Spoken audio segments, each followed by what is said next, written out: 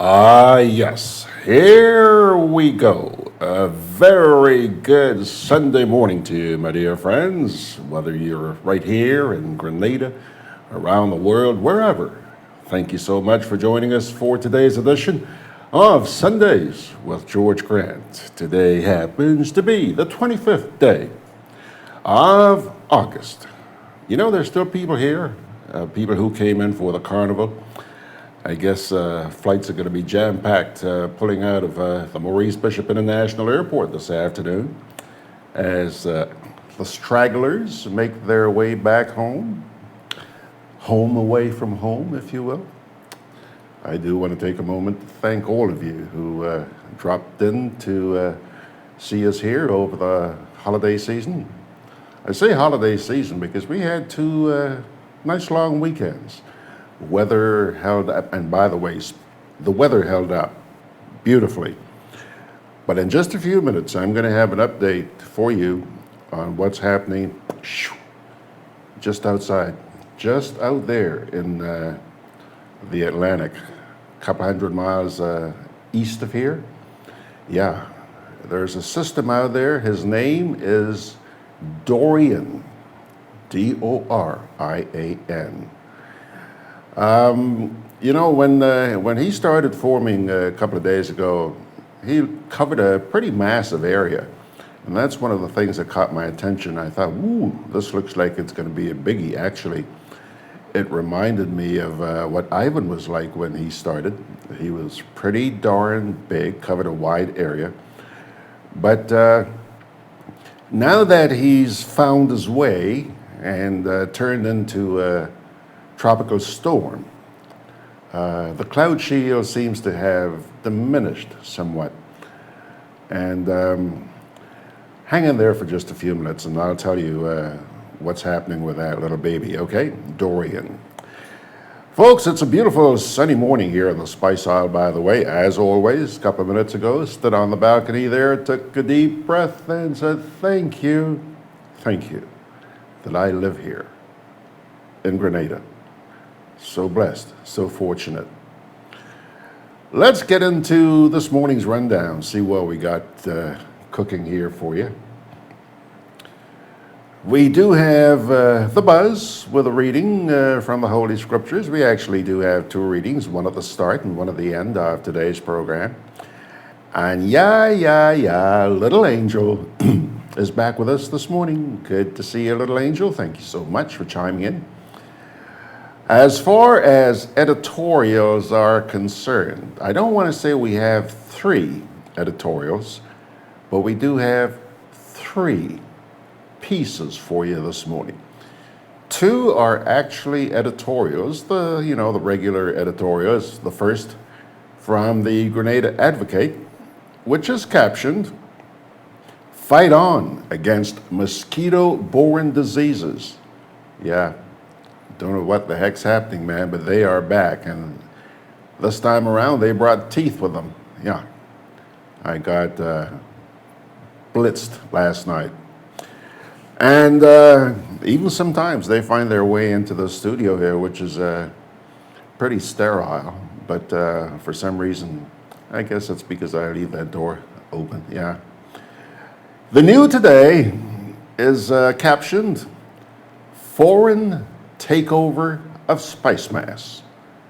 Yes, sirree. If you thought Carnival was over, nah.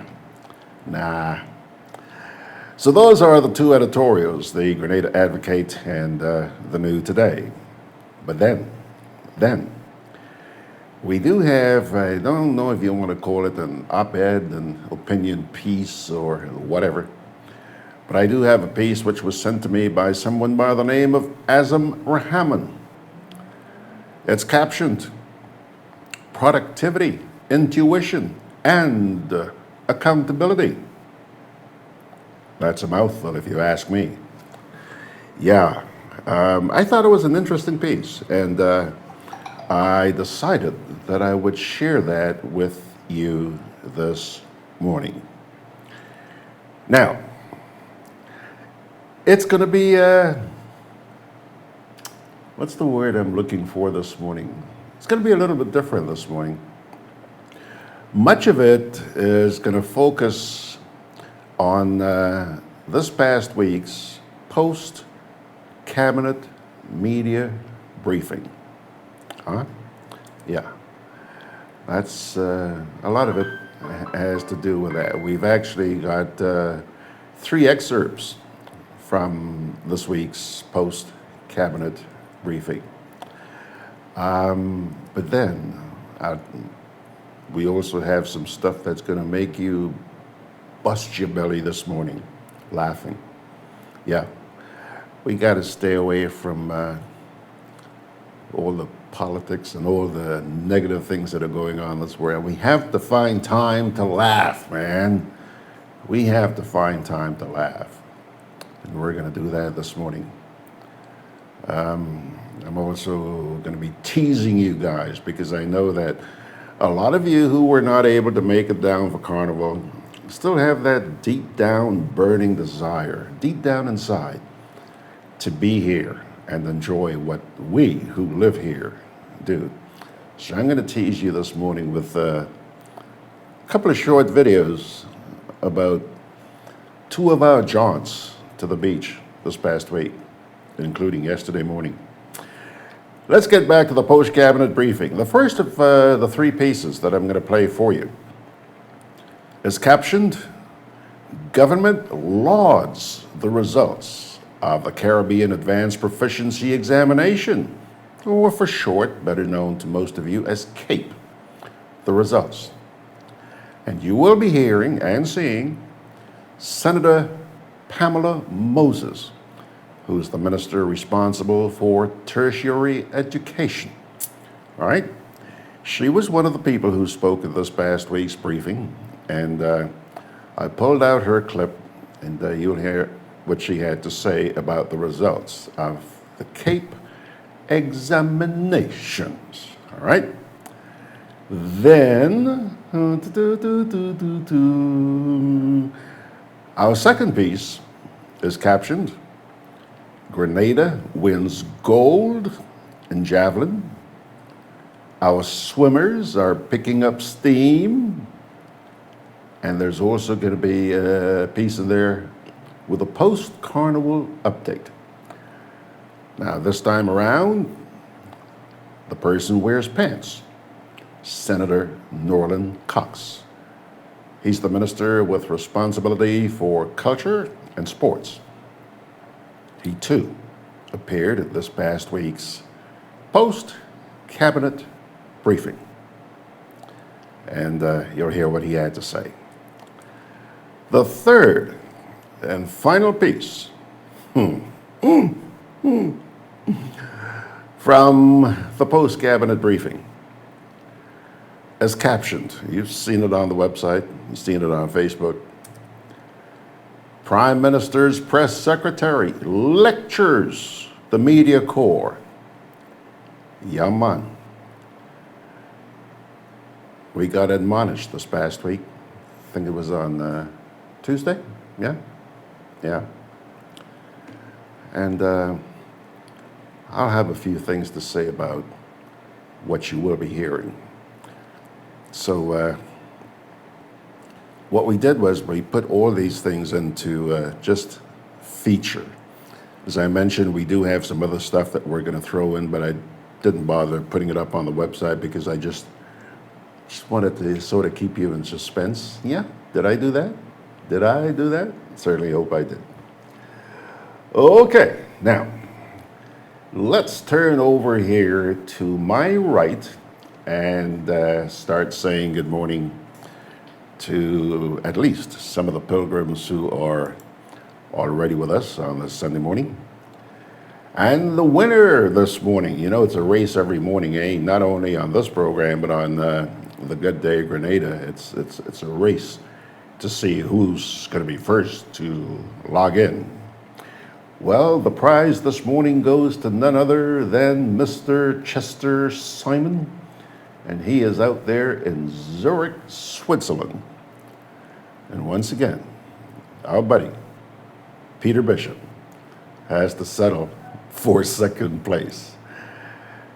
Peter, looks like you're losing it, bro. Looks like you're losing it. Well, as I said to you this past week, you win some, you lose some. But you do have a pretty good track record, so keep it up.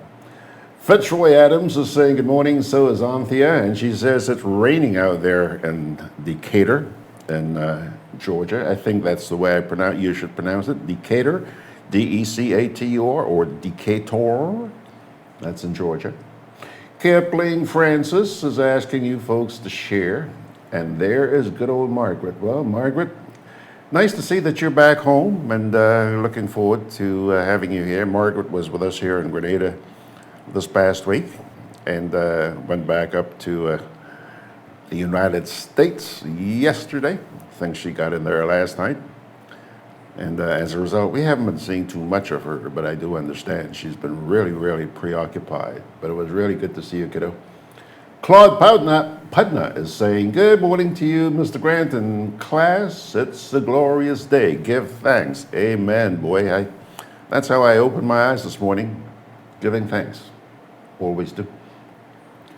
Dennis Perkins is saying good morning to the class. He says it's a lovely morning here in Carriacou. Well, you're not alone, boy.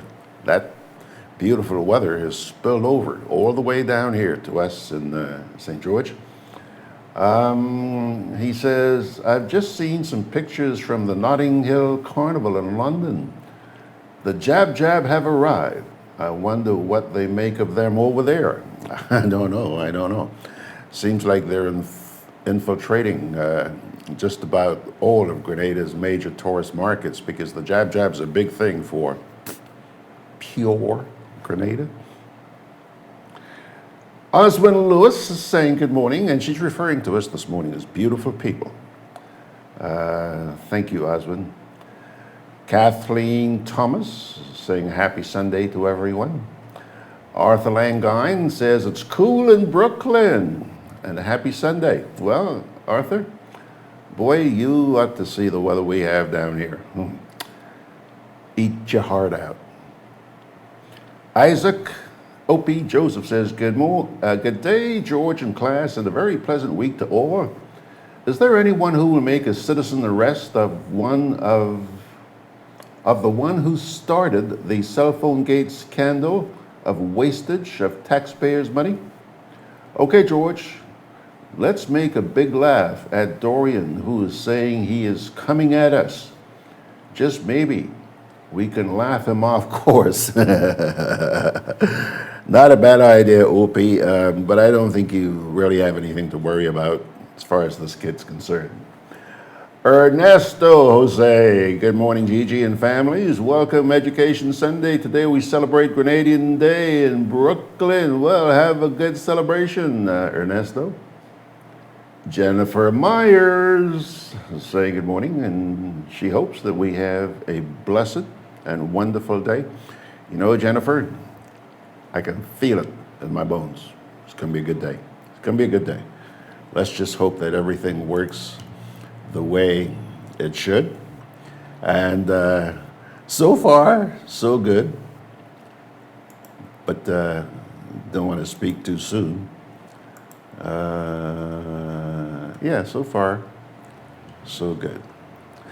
Let's see here.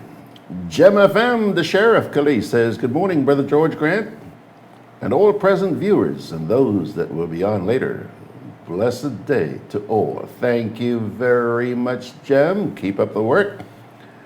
Margaret says, George, it's a nice kind of cool day that Arthur is talking about. You'd love it. Yeah, you know, we're what? Approaching the end of August. I know that in Toronto, this time of the year can be pretty dang hot. And New York is usually pretty warm too in the summers. But I think what Margaret is referring to here, she knows about my love for autumn, the fall. Undoubtedly, you know, in the 16 years that I spent in Toronto, people make such a big fuss about summer. I guess it's because Canadians seem to be inundated with snow most of the time. I wasn't a big one on summer. Summer just got too hot, and when it gets extremely hot, I have a difficult time breathing, being a former asthmatic. And so I looked forward to the autumn, not just because of the temperatures, but because of the beauty of the landscape. For those of you who live down here in the Caribbean and have never been to North America in autumn, don't know what you're missing. Don't know what you're missing. It is so beautiful, the changing of the leaves. That, my dear friends, was and still is my favorite time of the year.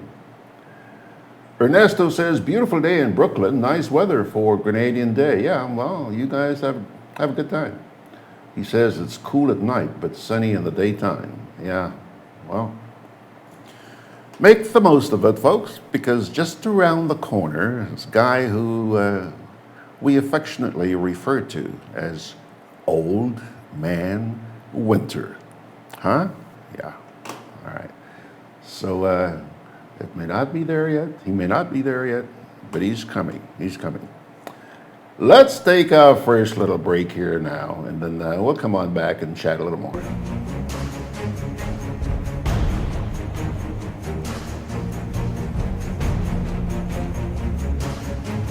You don't know how many hurricanes will be coming this season, so you need to be prepared.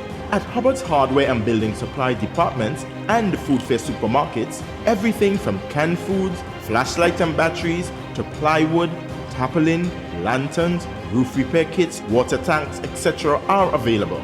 For over 90 years, we've helped you prepare for and recover from storms.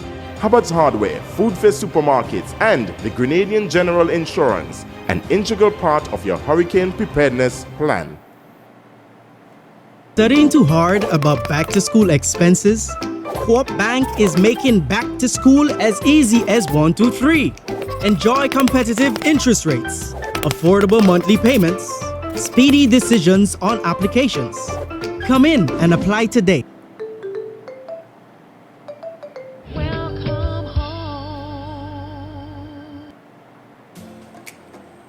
Juve chocolates, cocoa nibs, and cocoa balls from Diamond Estate Grenada are now available at Amazon.com, Amazon.ca, Amazon.co.uk, and GrenadaMarket.com. Try the sensational touch of nutmeg and a touch of ginger chocolates, 75% dark and rich, 100% pure cocoa, and their 60% dark and sweet chocolate bars today. Amazon Prime members enjoy free shipping on these orders in the USA, Canada, and Europe. GrenadaMarket.com. When you can't come to the island, the products of the island will come to you.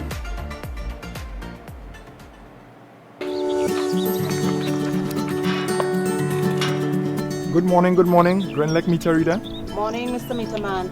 I'm glad I caught you. Last month, I got a very high bill, and I don't understand why. Last month, we were not able to access your meter, so we had to estimate the bill. This will happen if we don't get an actual reading. So what can I do to ensure that my meter is easily accessible? Well, you can get your licensed electrician to move your meter outside of the gate or directly in front of the house. That way, I'll have easy access and I won't have to deal with your dog. Ah, Butch. Yes, dogs can be a problem sometimes. On one occasion, I was attacked by a dog and police had to get involved.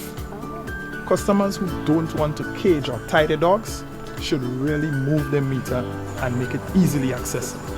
Well, I'll consider that. Thank you. Grenlek, energizing our Grenada. You know, I don't know what's gotten into me this morning. It's only, 19 and a half minutes after 9 o'clock, but I just sat here watching that ad from Grenada Market for Juve chocolates, and I just got this craving for a piece of chocolate. And to be honest with you, I can't lie to you, I don't eat a piece of chocolate, I eat a chocolate bar, okay?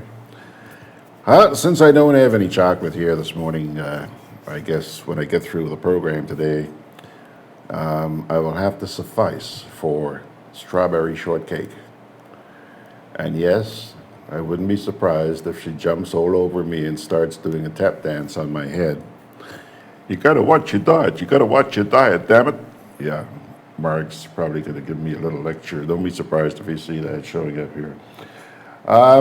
Jem, the Sheriff Kelly, says, yes, George, I love the fall, like the trees changing their colors, like changing the guards from summer to winter. I love it.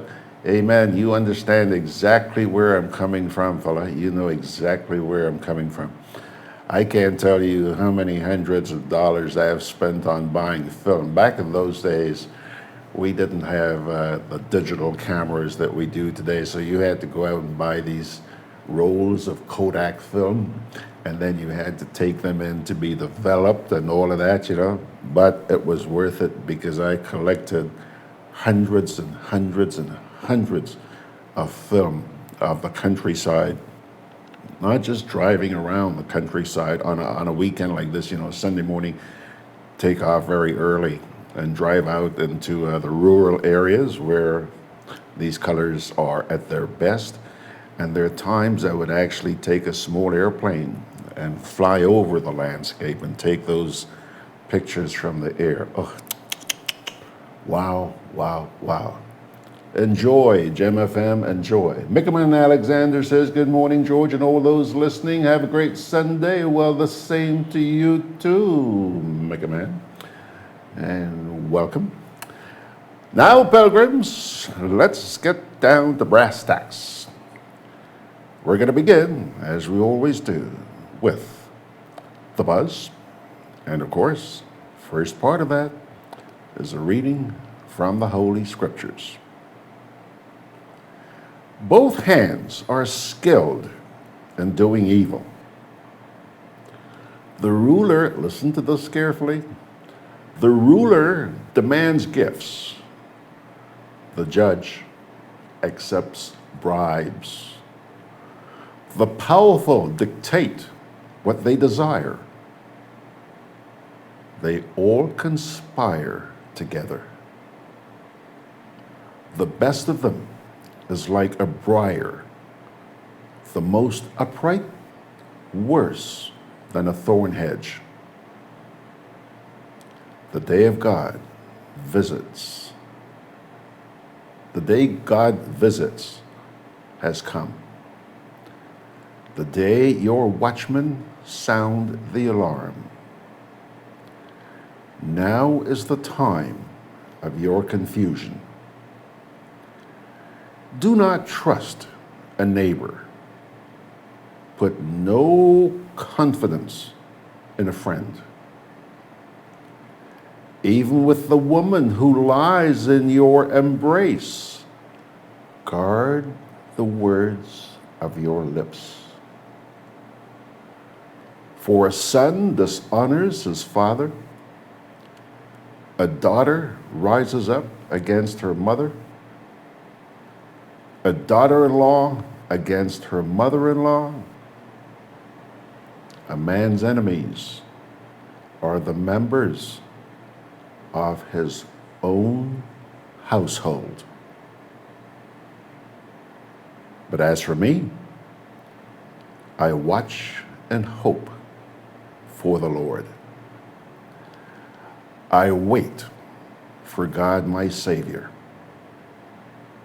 My God will hear me. That reading from the book of Micah, that's in the Old Testament, Micah chapter 7, verses 3 to 7. All right? Now, Loxley Bowen is saying good morning from New York. Good morning, sir. How are you? And Gem FM says, tell Grenada to digitize their meters, their meter readings. Ernesto says, hope you're willing to share that strawberry shortcake. It's one of my favorites. Well, Ernesto, yeah, I'm willing to share. It's a tiny piece that I have remaining, but yeah, I'm willing to share. Okay? Okay. Tell FedEx to stop by, pick it up, and we'll send it up to you. Okay, now, Tropical Storm Dorian. This turned into a tropical storm yesterday, okay? And take a look here. Tropical Storm Dorian is tracking towards the Caribbean. It is forecast to reach the Lesser Antilles as a tropical storm by early on Tuesday. Its future after that is uncertain later on in the week. A tropical storm watch has been issued for Barbados. Tropical Storm Dorian is churning westward towards the Lesser Antilles and is likely to bring rain and strong winds to parts of those islands in the first half of this week coming up.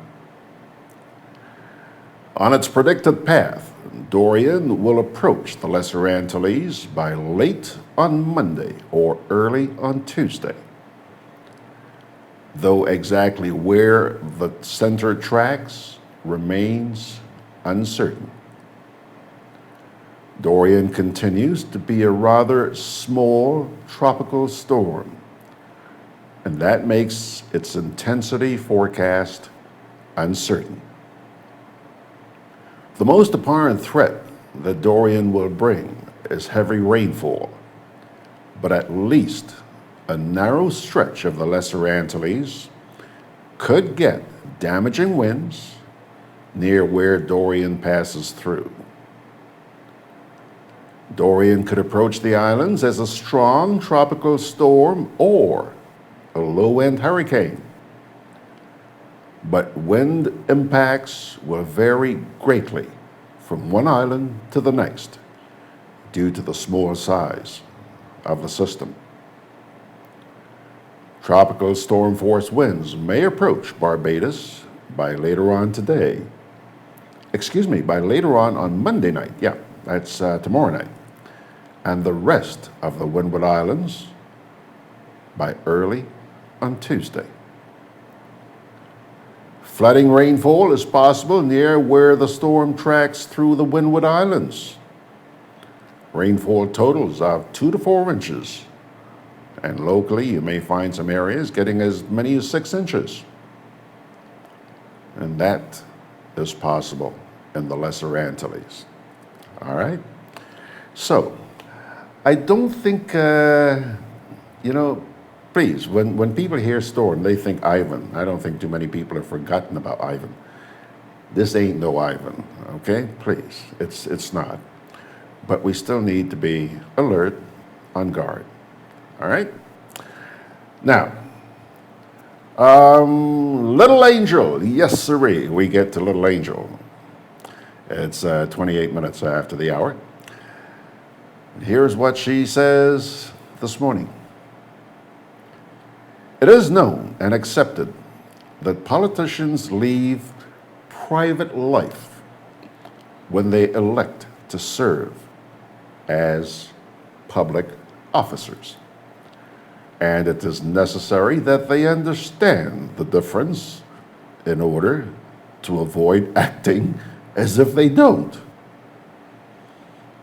A public officer who does not understand can mistakenly think that he or she can enjoy a private life while in public office and finds it difficult to accept the fact that when private matters and behaviors affect the performance of public duties, they rightfully become matters of public concern. Becoming a public officer means taking the public's interest at heart and oftentimes putting it ahead of one's own. Public servants ought to see and understand their obligations and individual roles. They must also know how they fit into the public service as members of a team working together to serve people and country.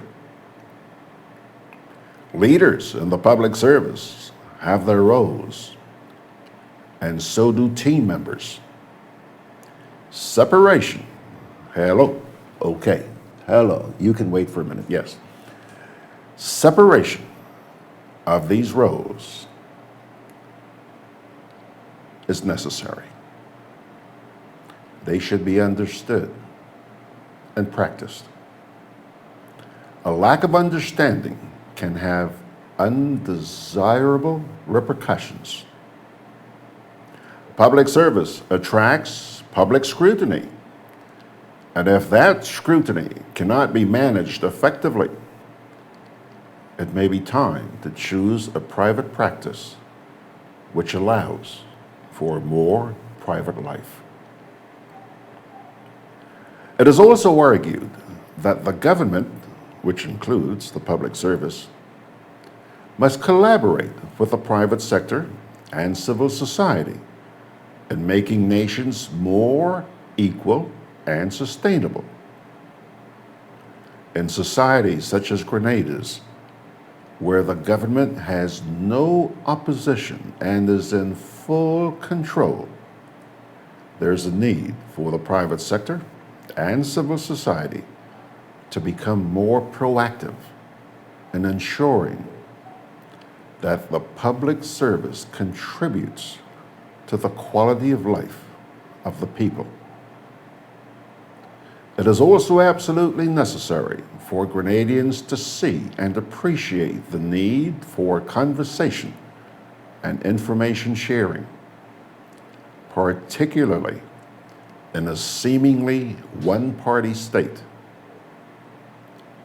Between June 23rd and 26th, 2015, the Republic of Colombia, together with other interest groups, staged a forum to discuss governance and public administration, topics which Grenada and Grenadians find difficult to share.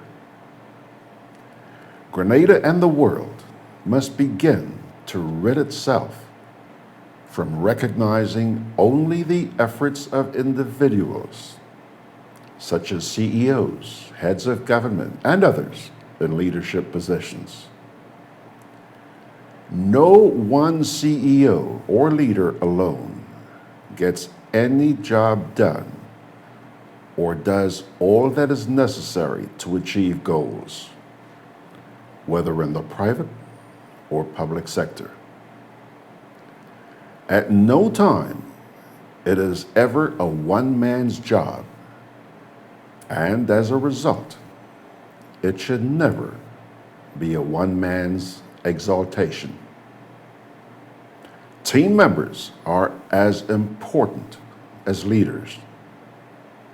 In a similar way, people in Grenada, Carriacou, and Petite Martinique are important and are deserving of an equal and sustainable life. Yeah. That's it from Little Angel this week. Thank you, Little Angel. Hope you have a wonderful day, my friend. Folks, it's 27 minutes away from the hour. I just want to remind you, I'm going to tease you here again. We're going to have a little beach time a little later on this morning, but we're also going to have a good laugh, a real gut-busting laugh, a lot of them. Stay tuned, folks. Stay tuned. GRENADAB Community Partnership Initiative, supporting health. To the individuals who will be using these vehicles to serve the people, please ensure while we are using these tools that we use these tools in a manner that we will all be proud of.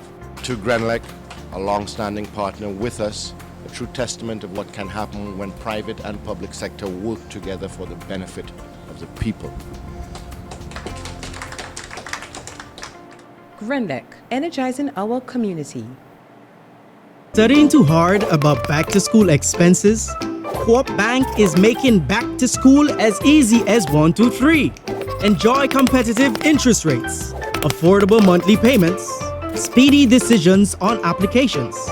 Come in and apply today.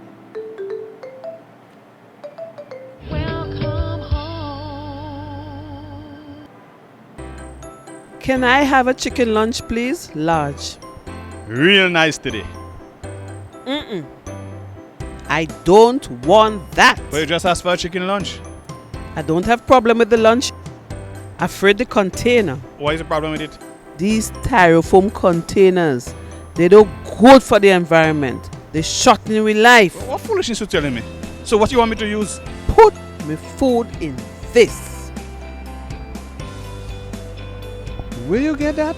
At the food fair, where you could get all biodegradable food boxes and disposable food supplies like cups, plates, anything you could think about. Name it, it's there. And they don't harm the environment. Food fair, taking the lead in cleaning up and protecting the environment.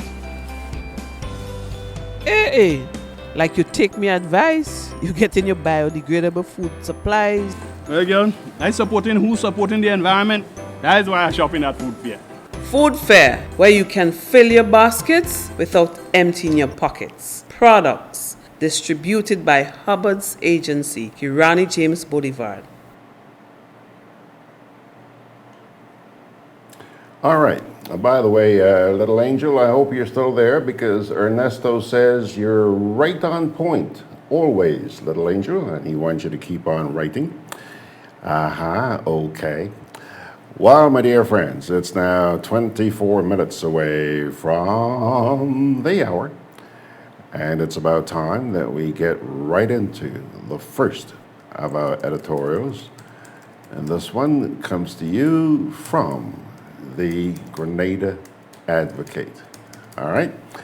It is captioned, "Fight on against mosquito-borne diseases." The Pan American Health Organization has issued a warning about the complex situation of dengue fever in Latin America and the Caribbean, a region that is currently experiencing a new epidemic cycle of the mosquito-borne disease dengue after 2 years of low incidence.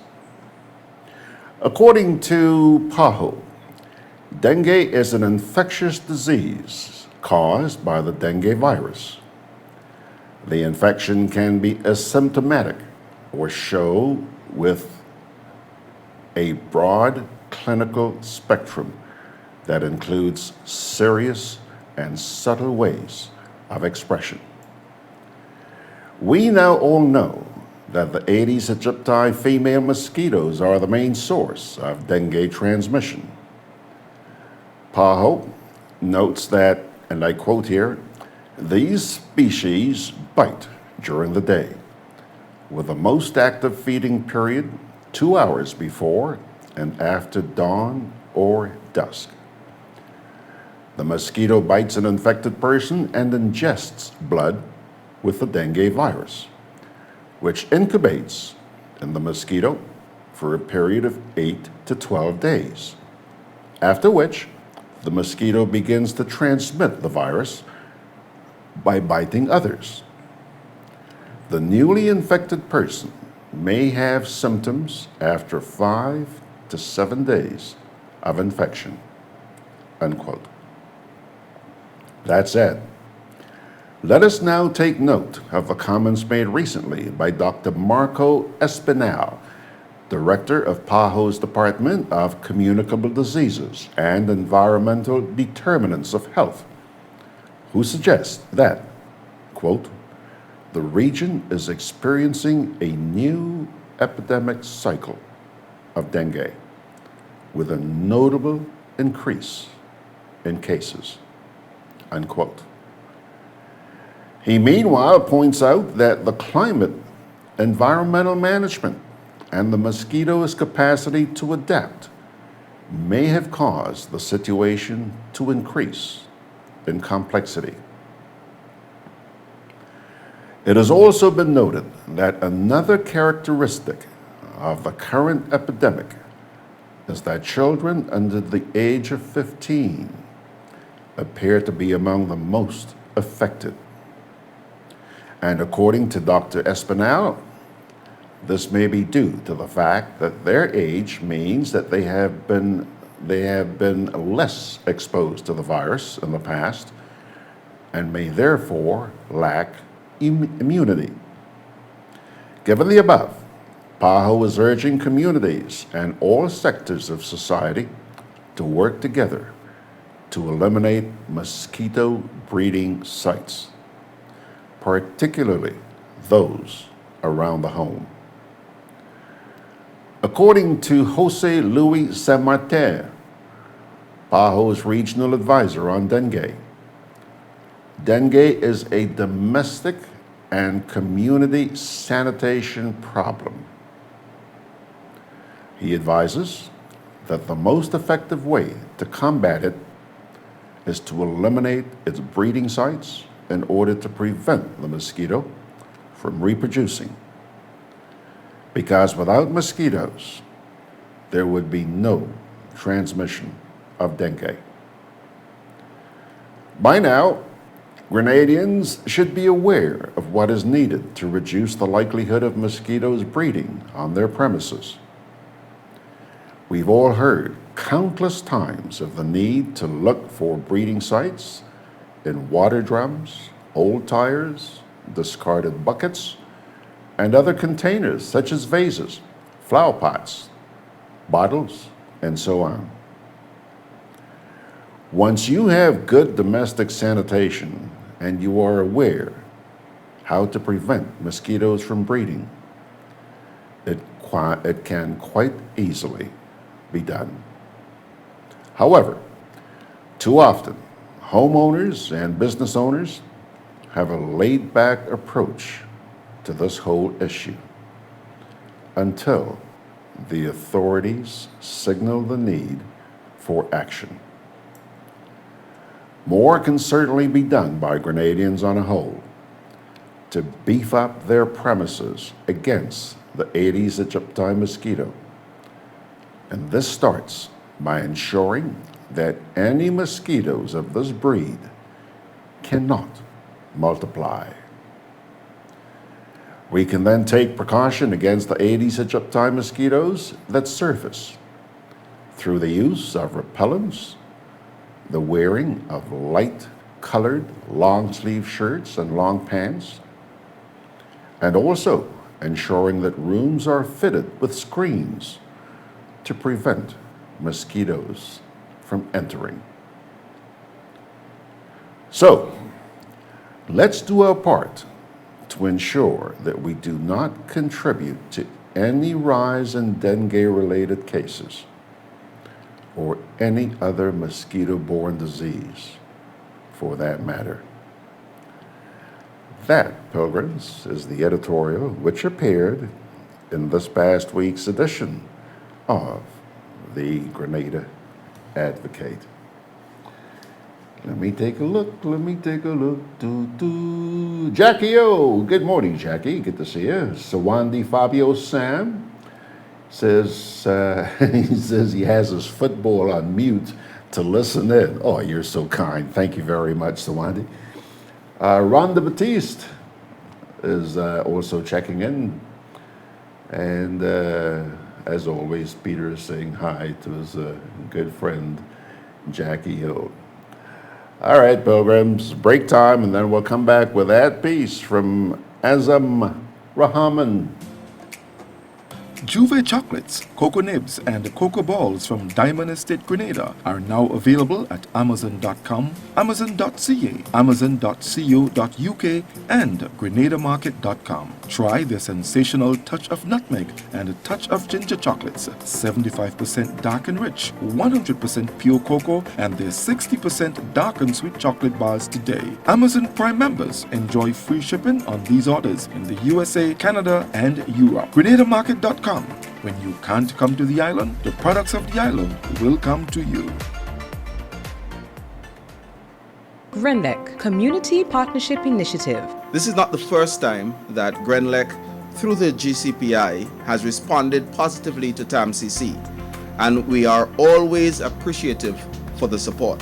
TAMCC, like the GCPI, is geared to service the community. As a college, we cannot accomplish our mission of fostering Grenada's development through education without meaningful partnerships from other community members. GRENLEC has been a leader in this regard. GRENLEC, energizing our community.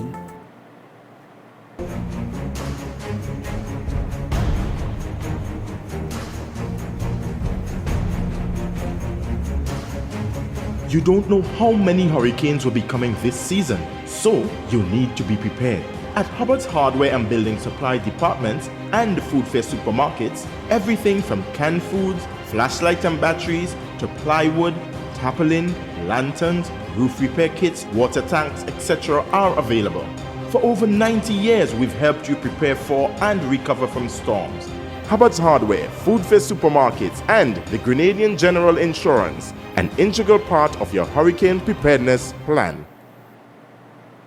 Alrighty, folks, 14 minutes away from 10 o'clock. Time now to bring you this opinion piece, an op-ed written by Mr. AZAM RAHAMAN, who's out there in Ontario and Canada. It is captioned, Productivity, Intuition, and Accountability.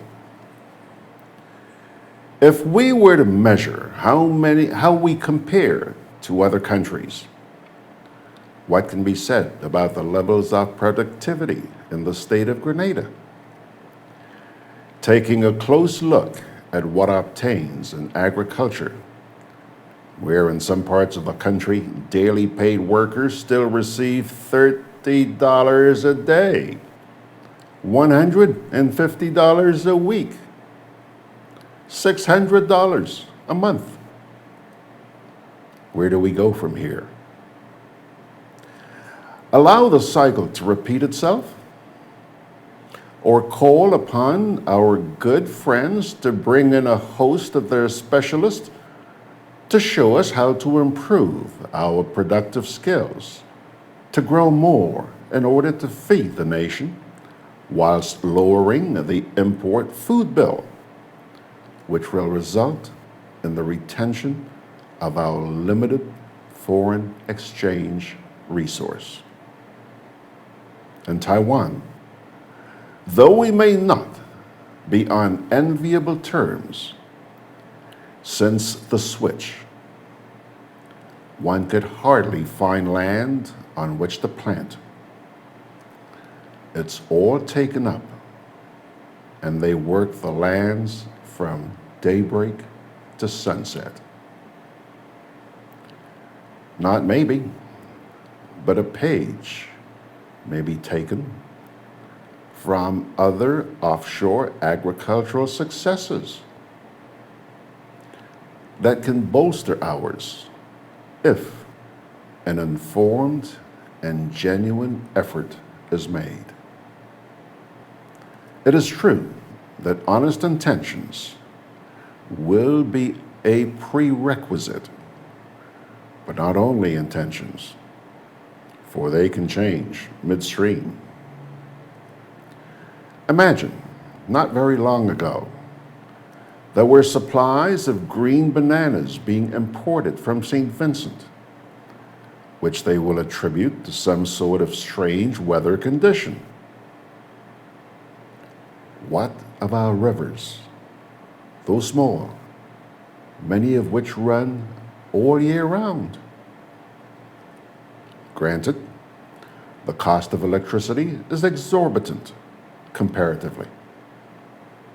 Who then is robust enough to assist farmers with the provision of extracting water by solar power from these streams nationwide so that water is no problem? And if that ever happens in our lifetime, how receptive are the authorities as well as Joe Blow to ensure that the penalties for stealing from the farmers their solar water facility and their produce is making sense? What comes to mind next is enforcement, and this is seemingly wishful thinking. Are they ready and able to fulfill that major challenge?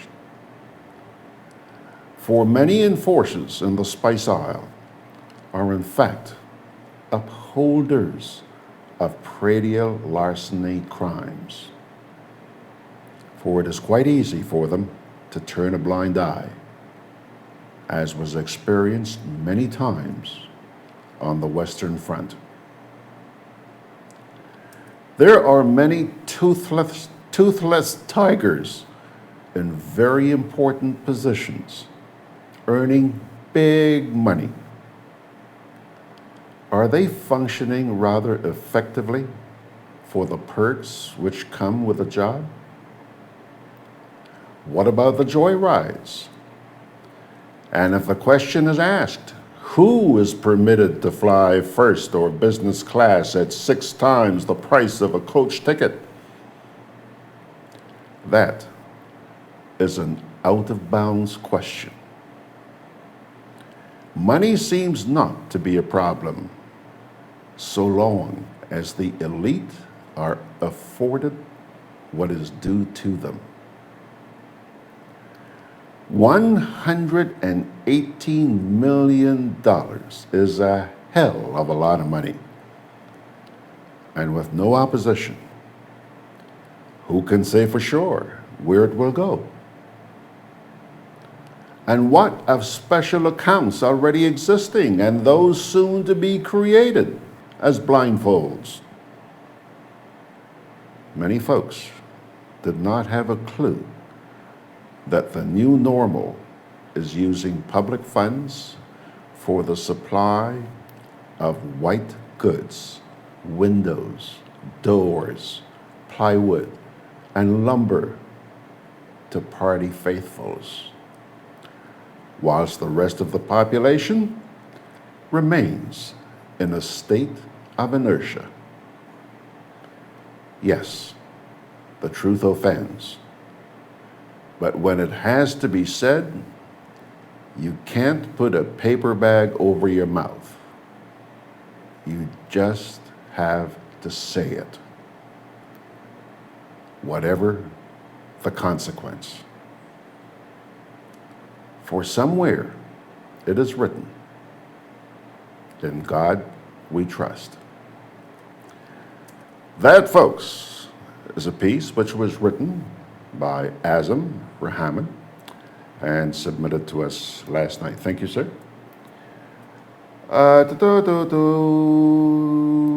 Let's see here. Peter Bishop says, my friend AZAM is on point. Well said, my brother. Hope the powers that be are listening. Sawandi Fabio Sam says, recently I've seen a lot of people asking for fogging to be done, but this is only a response to adult mosquitoes. A better job needs to be done around homes, businesses, and especially work sites. Oh, Sawandi, I don't know if you were with us, I don't remember which morning, but sometime this past week I made mention of the fact that we had been pretty free of mosquitoes up here, and they came by one afternoon and fogged, and I was I'm glad they're fogging. And since then, man, these mosquitoes, they're ready to carry me away. We have been inundated with them. Actually, I'm sitting here talking to you right now and slapping myself. Not because I like to, but because the skeeters are there. Let's see. We have also been joined by Victor, is it Victor? No, Nick Cox. Yeah, Nick Cox is there with us. Ernesto says, cricket update. India, 196 for 4 wickets and leading by 270 runs on the 4th day. Yay! SD Notap says, morning, George and friends. Sorry to be late. The dog ate my the dog ate my homework. Folks, Sean is also a dog lover like yours truly. Yeah. One of these days we'll sit and talk doggies.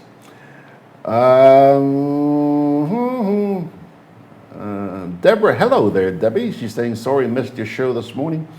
Just woke up, but hope you have a good day today. God bless you, George. God bless you too, Debs. Thanks for chiming in.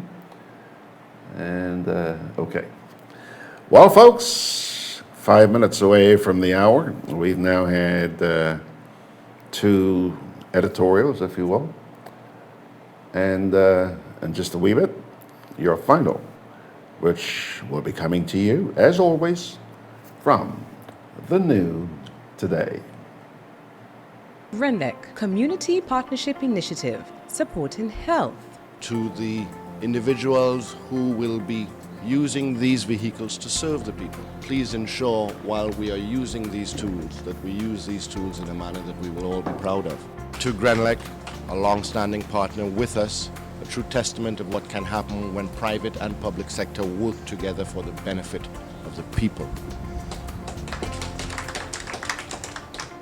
GRENADAB, energizing our community. Studying too hard about back-to-school expenses?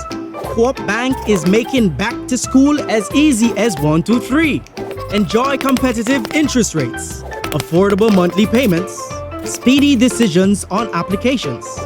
Come in and apply today.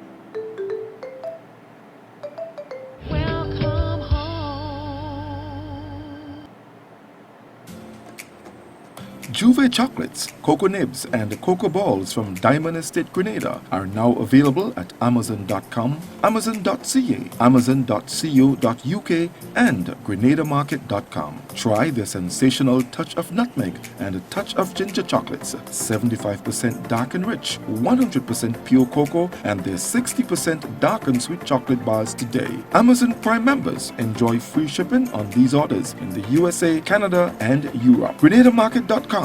When you can't come to the island, the products of the island will come to you. Can I have a chicken lunch, please? Large. Real nice today. I don't want that. Well, you just asked for a chicken lunch. I don't have problem with the lunch. Afraid the container. What is the problem with it? These styrofoam containers, they don't good for the environment. They shorten with life. What foolishness you telling me? So what you want me to use? Put my food in this. Where you get that? At the food fair, where you could get all biodegradable food boxes and disposable food supplies like cups, plates, anything you could think about. Name it, it's there. And they don't harm the environment. Food fair, taking the lead in cleaning up and protecting the environment. Hey, like you take me advice, you get in your biodegradable food supplies. Well, girl, I supporting who's supporting the environment. That is why I shop in that food fair. Food fair, where you can fill your baskets without emptying your pockets. Products distributed by Hubbard's agency, Kirani James Boulevard. Alrighty, folks, for those of you who are joining us a little bit late and may not have heard what we had to say about Tropical Storm Dorian earlier on this morning, no need to panic. I'm not going to tell you to let your guard down. Please don't. You never know with these systems. They can hang a left and bullseye Grenada. So, just be on guard. But if you go to the GrenadaBroadcast.com website, you will see a graphic there which shows the projected path, which essentially shows that Barbados, they're going to get it. They're going to get it, no question about it. But for us here, it looks like it's going to skirt us. I also want to stress that the information that I've been sharing with you for the past couple of days has been coming out of various websites in the United States, including NOAA and the National Hurricane Center, the Weather Channel, and so on and so forth. Here we are this morning. The storm is supposedly just about 800 miles due east of us at this point in time, and we still have not had a word. Even as I'm talking to you, I'm checking my monitor here. Nothing from the local weather office? Absolutely nothing. Nada. But on top of that, there's a storm out there knocking on our door. We still don't know where to run and hide in the event that it hangs a left and decides to come straight at us. No list of shelters. No list of shelters. The season began on June 1st, so we've had June, July, August. Yeah, we're just about approaching the end of August now, so 3 months into the hurricane season, almost halfway through the hurricane season. Where is your list of shelters? Okay, let me see. Ryan is saying good morning. Anthony DeRigg says, yes, George, as expected, the Atlantic is waking up. There are waves getting ready to exit Africa. It only takes one big one. Praying for the best this year, so says Anthony. Anthony, you're absolutely right, my friend. But as you just heard me mention, you know, I find it so sad that we have to go to the United States to get our information. And then, you know, these folks, at the end of all their press releases, NADMA puts out something.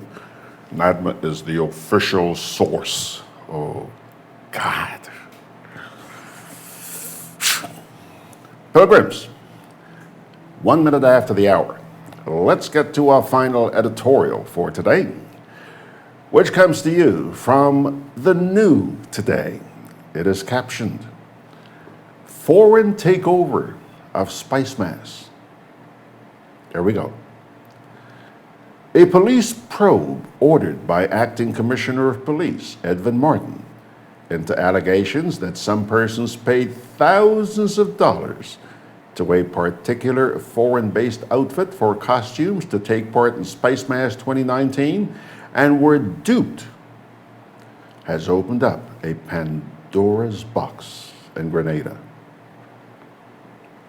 This issue brings to the forefront a serious problem facing Carnival in Grenada, that the taxpayers of this country are subsidizing a Carnival product in which foreigners are now taking over our largest cultural showpiece.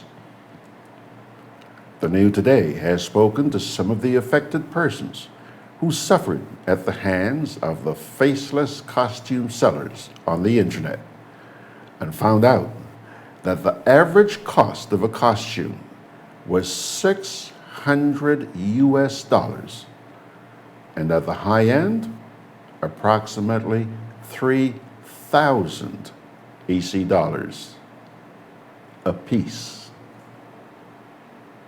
What is emerging is that the persons behind the costumes are mainly Trinidadians who are using locals as their front to sell the costumes to persons who are interested in playing mass. The plan is seemingly to mass produce the costumes in Trinidad and use mainly the weekly schooners to ship them into the Spice Isle just before Carnival. It is sad that so many locals fell prey and lost their monies in seeking to purchase these costumes that are offered for sale online, with not 1 cent getting into the coffers of the Treasury. There is an ever-growing foreign mentality in the country in which many believe that costumes from outside are far better and more superior than those produced locally by mass bands, such as Andre Garvey and Associates, Comancheros and Associates, Helen Marie and Associates in St. George's, and Peter Bain in Grenville, St. Andrew. What is also even more disconcerting is that some of the local people who opted for the foreign costumes over the local mass bands and lost their monies are working with entities that were set up by the state to promote local sports and culture. Why is there this mentality and lack of patriotism by some of our people? Where is the loyalty of these Grenadians to things made locally? This issue about the influx of foreign costumes into our annual Spicemas should be a major cause of concern for both government and the Spicemas Corporation, SMC. It is quite obvious that millions of dollars in foreign exchange currency are seeping through the cracks and out of Grenada and ending up in the hands of non-nationals. And the local mass band designers and leaders are angry over the state of affairs, since the same imported foreign costumes are allegedly getting the same tax breaks and concessions like them at the point of entry. One mass band organizer told this newspaper that between 50 and 75% of the costumes seen on the streets in St. George's for Spicemas 2019 were designed and produced outside of Grenada, and mainly in Trinidad and Tobago. It is also alleged that one of the winning kings and queens of the bands paraded before the judges in costumes made in Trinidad and not by any of our local designers. So are we just taking money from the Grenadian taxpayers and pumping it into Spicemas to produce and promote a festival in which the foreigners are getting a major slice of the dollar? A study is badly needed to see how much of the carnival dollar stays in Grenada or finds its way into the pockets of foreigners. This unfolding situation with foreigners taking over a key aspect of our carnival celebrations definitely gives life to the song sung over a decade ago by Calypsonian Smallies, that St. George's is now Port of Spain.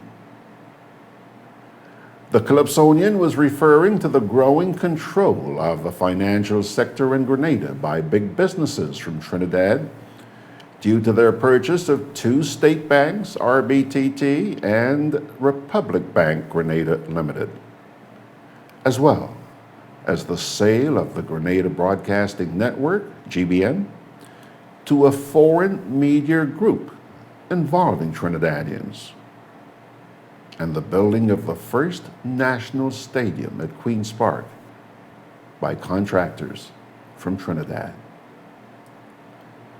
And for the very first time this year, a big truck from Trinidad was actually brought in by a local band to set up a sound system to parade through the streets of St. George's during Spicemas.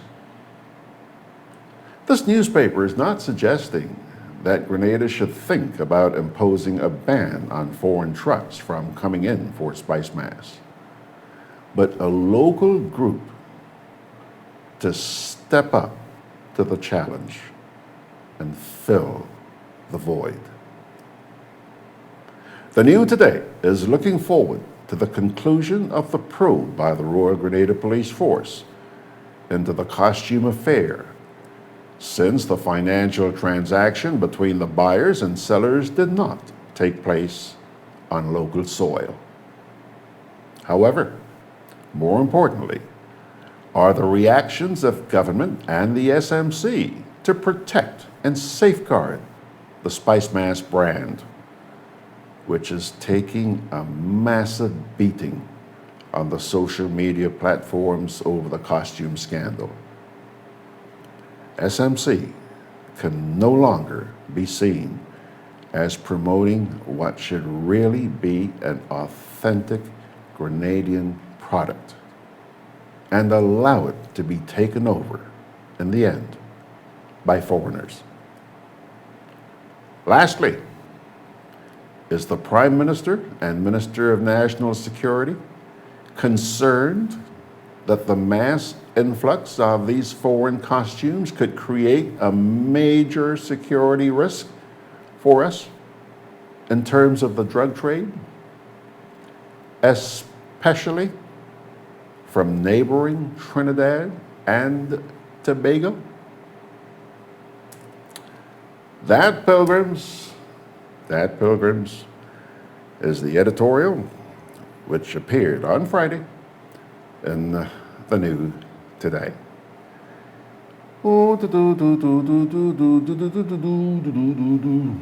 Okay, let's get back here.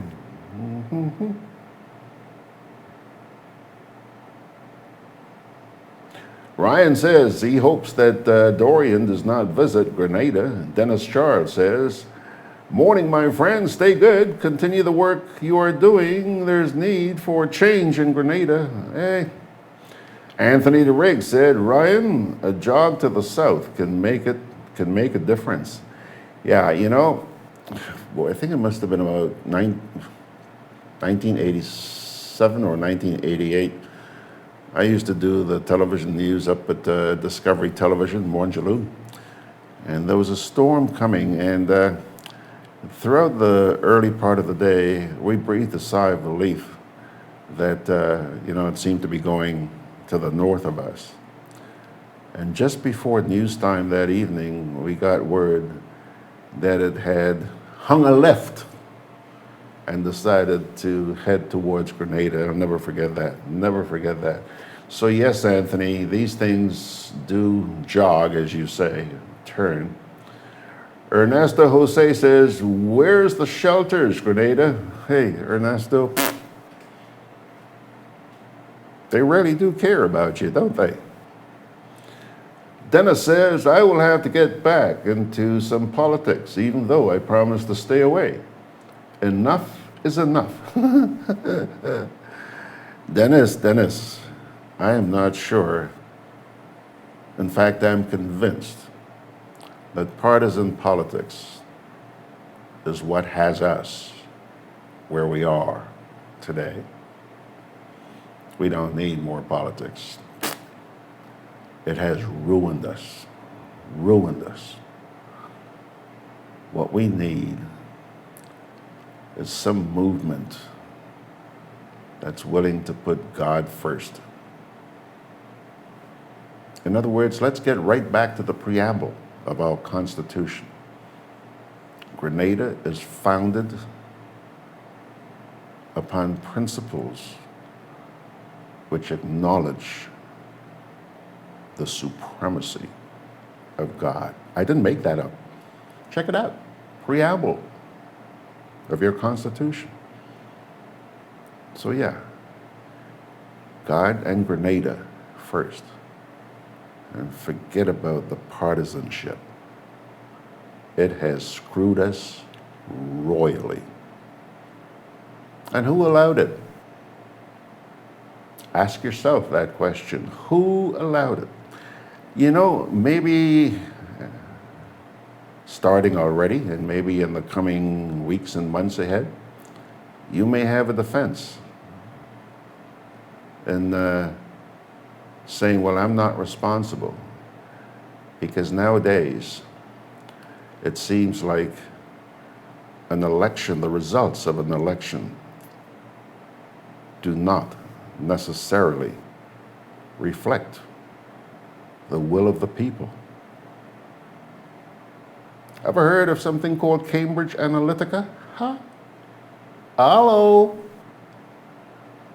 And that's just one. Enough said.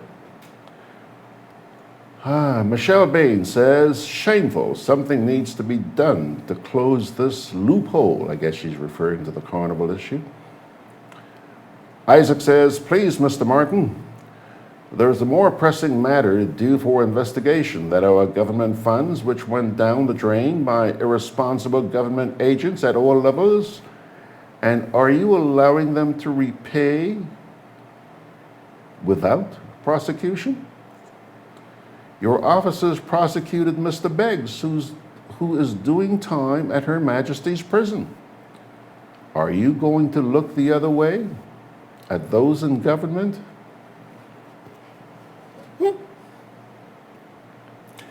Simeon McVeigh says, why are we asking the RGPF to conduct investigations into the costume debacle when we have locals robbing us of our tax dollars through misappropriated cell phone use? And nothing is being done to date. Yaman.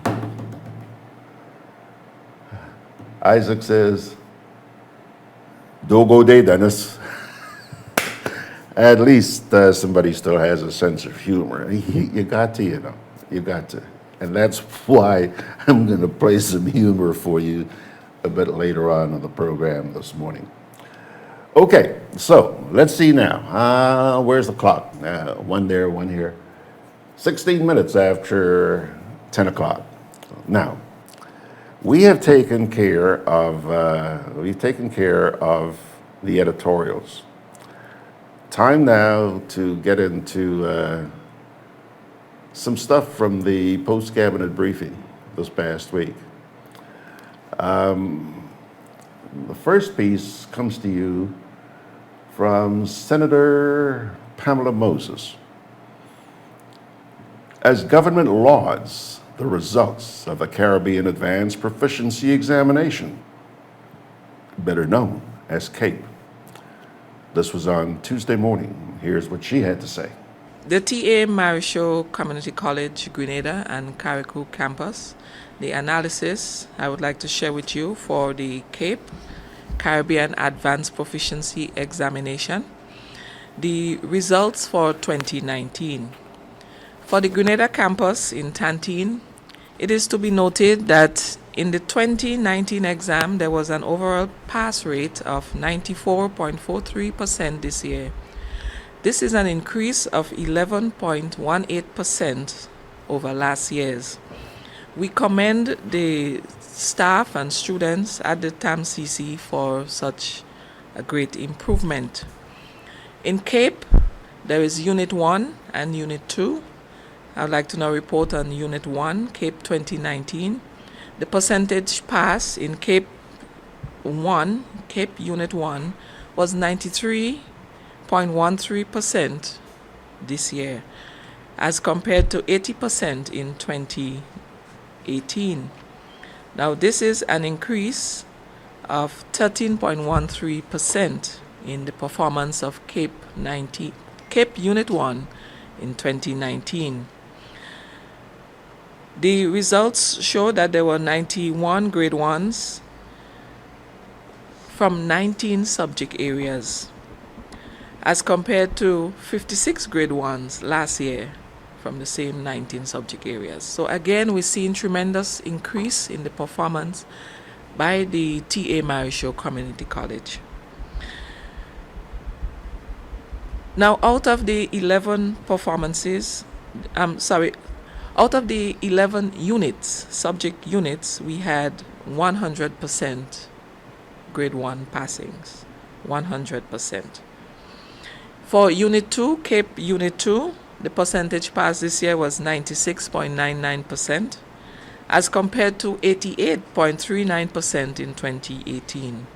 Yet another increase, another improvement in the performance of the staff and students at the TAMCC by 8% this year in CAPE Unit 2. There was again 100% pass for the 2019 Unit 2 CAPE exams in 11 of the subject units. 11 out of 19 of the subject units showing 100% pass. The top 5 performers for Unit 1 CAPE, who all attained grade 1 passes, they were Karina Blash, Tierra Joseph, Wazim Paisadi, Christian Menezes Chow Chong, and Josel Mercer. The top performers in the 2019 Unit 2 CAPE, attaining Grade 1s only again were Joshua Francis, L.J. Watts, Kiana Slocum, Rich Charles, Terrick Rayburn. Now, that was for our Tantine Grenada campus. TAMCC also has CAPE being done at the Carriacou campus. And so now I would like to give you a breakdown of the analysis for the Carriacou campus. Again, great performances from Carriacou. And so as a government, as a Ministry of Education, we highly commend Carriacou, where 26 students wrote CAPE in the 2019 exams in 7 subject areas and attained an overall pass rate of 100% this year. This is an increase again of 10% from last year. The best performers in the 2019 Unit 2 CAPE examinations for Carriacou, who would have attained mainly grade 2s, were Celeste Leggard and Ria Noel. So we commend TAMCC, TA Marisho Community College, highly for its great performances and all the improvements in the CAPE exams. Now just for CSEC, CXE results. The overall pass rate in 2019 was 74.54% in the CSEC, CXE exams. Again, an improvement of 5% as compared to 2018. The overall pass rate over the last 3 years moved from 67.4% in 2017 to 70.5% in 2018, and now in 2019 to 74.5% for this year. So this has been steady improvement in the area of CSEC, CXCs. We do commend all of our teachers, all of our students for all of their efforts. As always in the secondary school system, CSEC performance, the largest entries are English A and in the area of mathematics. Just to share with you the breakdown in terms of mathematics, sad to say the performance in mathematics continues to remain below average, with a 38.5% for 2018 and the very same 38.5% again in 2019. Again, there's been no improvement in terms of regionally. We continue to remain below average in the regional as compared to the regional pass rate of 46%. So mathematics definitely is an area that we have to focus on this year as a ministry and going forward. In the area of English, I report that we have significant improvements with a 66.98% in 2018 to a 78.28% pass rate in 2019, an increase of 11% from 2018 to 2019.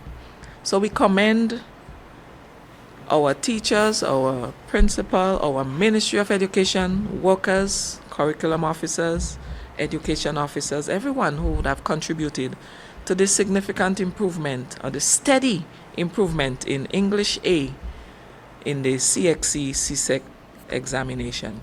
Now, when compared to the region, Grenada is above average in the region in English A performance at the CSEC examination. We are 6.2% above the Caribbean region performance. The top performers, the top 5 performances in the CSEC examinations are Tasia Patrice. She attained 15 subjects and she's from Carriacou. We commend Carriacou, the Hillsborough Secondary School. Next, we have Alicia Roberts. She attained 14 subject passes from St. Joseph Convent, St. George's. Olivia Antoine, 14 passes from St. Joseph Convent, St. George's. Sarah Logie, 13 passes from St. Joseph Convent, St. George's, and Danley Berkeley, 13 subjects from Westmoreland Secondary. We congratulate all of our students from TAMCC and all of our secondary schools for your performance, and our Ministry of Education, we wish them all success in their future endeavors. Finally, I just want to share with you that many of our schools are being repaired at present, and I just want to assure the nation, the parents, the teachers, the students, that we are aware that all of our contractors, they're working days as well as nights, plus weekends, to ensure that the schools are completed for the reopening. A formal report is being prepared and is being compiled, and that will be shared with you before school reopens in September. Finally, I just want to say that the long-awaited Holy Cross RC School will be open on Wednesday, the 28th of August. The official ceremony will start at the school compound, Holy Cross RC, at 3 p.m. And our ministry would like to thank all the parents, the teachers, the students, and the entire community of Munich for the support, but most importantly for their patience. And so we want to encourage them to value the investment that our government continue to make in the field of education. And how you can show your appreciation is just simply by caring for the building, for protecting the facility. And we pray that education will be enhanced and that the learning experience at Holy Cross RC will be a pleasurable one for all of our students. I thank you. Okay, there you have it. The Minister with responsibility for tertiary education there, Pamela Moses, saluting those who came out smiling after the results of the CAPE examinations were released. There are two comments that were made, and I'm going to share those with you. First of all, Allison Tisha George says, future endeavors? This always baffles me. Kipling says, I am still waiting to hear an apology from the PM and his stooges to the teachers after condemning them for not caring about the children.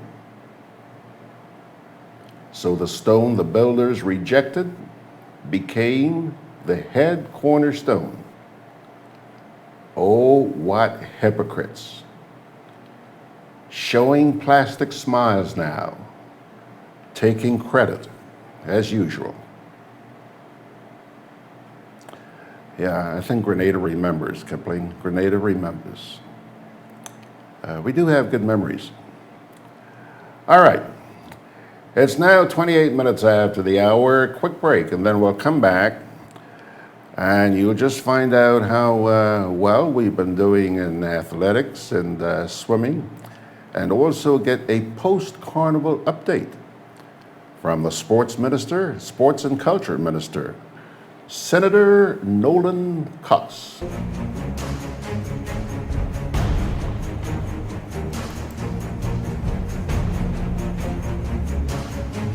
You don't know how many hurricanes will be coming this season, so you need to be prepared. At Hubbard's Hardware and Building Supply Departments and Food Fair Supermarkets, everything from canned foods, flashlights and batteries, to plywood, tarpaulin, lanterns, roof repair kits, water tanks, etc. are available. For over 90 years, we've helped you prepare for and recover from storms. Hubbard's Hardware, Food Fair Supermarkets, and the Grenadian General Insurance, an integral part of your hurricane preparedness plan.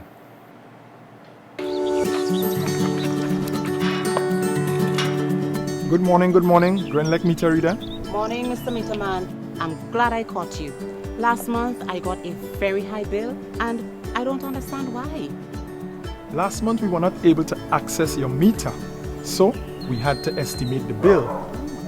This will happen if we don't get an actual reading. So what can I do to ensure that my meter is easily accessible? Well, you can get your licensed electrician to move your meter outside of the gate or directly in front of the house. That way, I'll have easy access and I won't have to deal with your dog. Ah, Butch. Yes, dogs can be a problem sometimes. On one occasion, I was attacked by a dog and police had to get involved. Customers who don't want to cage or tie their dogs should really move their meter and make it easily accessible. Well, I'll consider that. Thank you.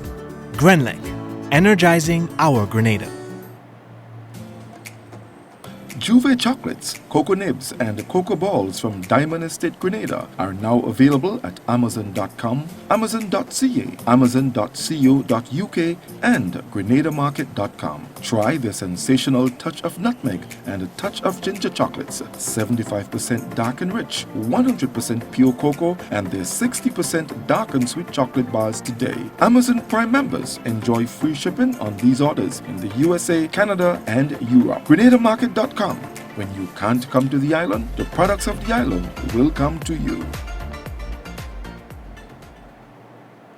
Alrighty, folks, a couple of quick comments here. First of all, Ernesto says, thumbs up for Carriacou on their great achievement in the CXC examinations.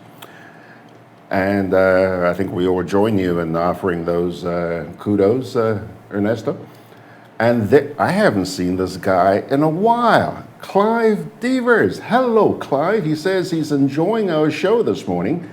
He's now in Barbados getting ready for the storm tomorrow.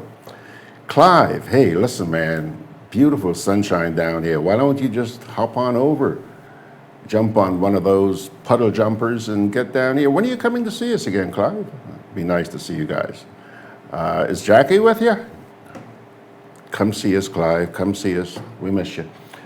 Isaac says he boasted that ministers are or have been teachers and will do it again. But he, being a master at math, has done nothing to help the students. Yeah, we didn't do too well in the area of mathematics, did we, OP? Well, folks, here's something that, and by the way, after this next piece, or during this next piece, I want you to go get your cocoa tea, your coconut water, Milo, coffee, whatever, because our third and final part from the post-cabinet briefing is going to be very interesting, because I do have some comments that I'd like to make, and I think you should hear them. You should hear them. My dear friends, you're about to hear about just how well we did at the recent games in Lima, Peru. Anderson Peters made us so proud with his javelin throw. First throw, bang! Way to go, bro. And while this is happening at a regional level and not at the international level yet, Anderson was at the international level, but our swimmers are also doing pretty well. They're picking up a lot of steam.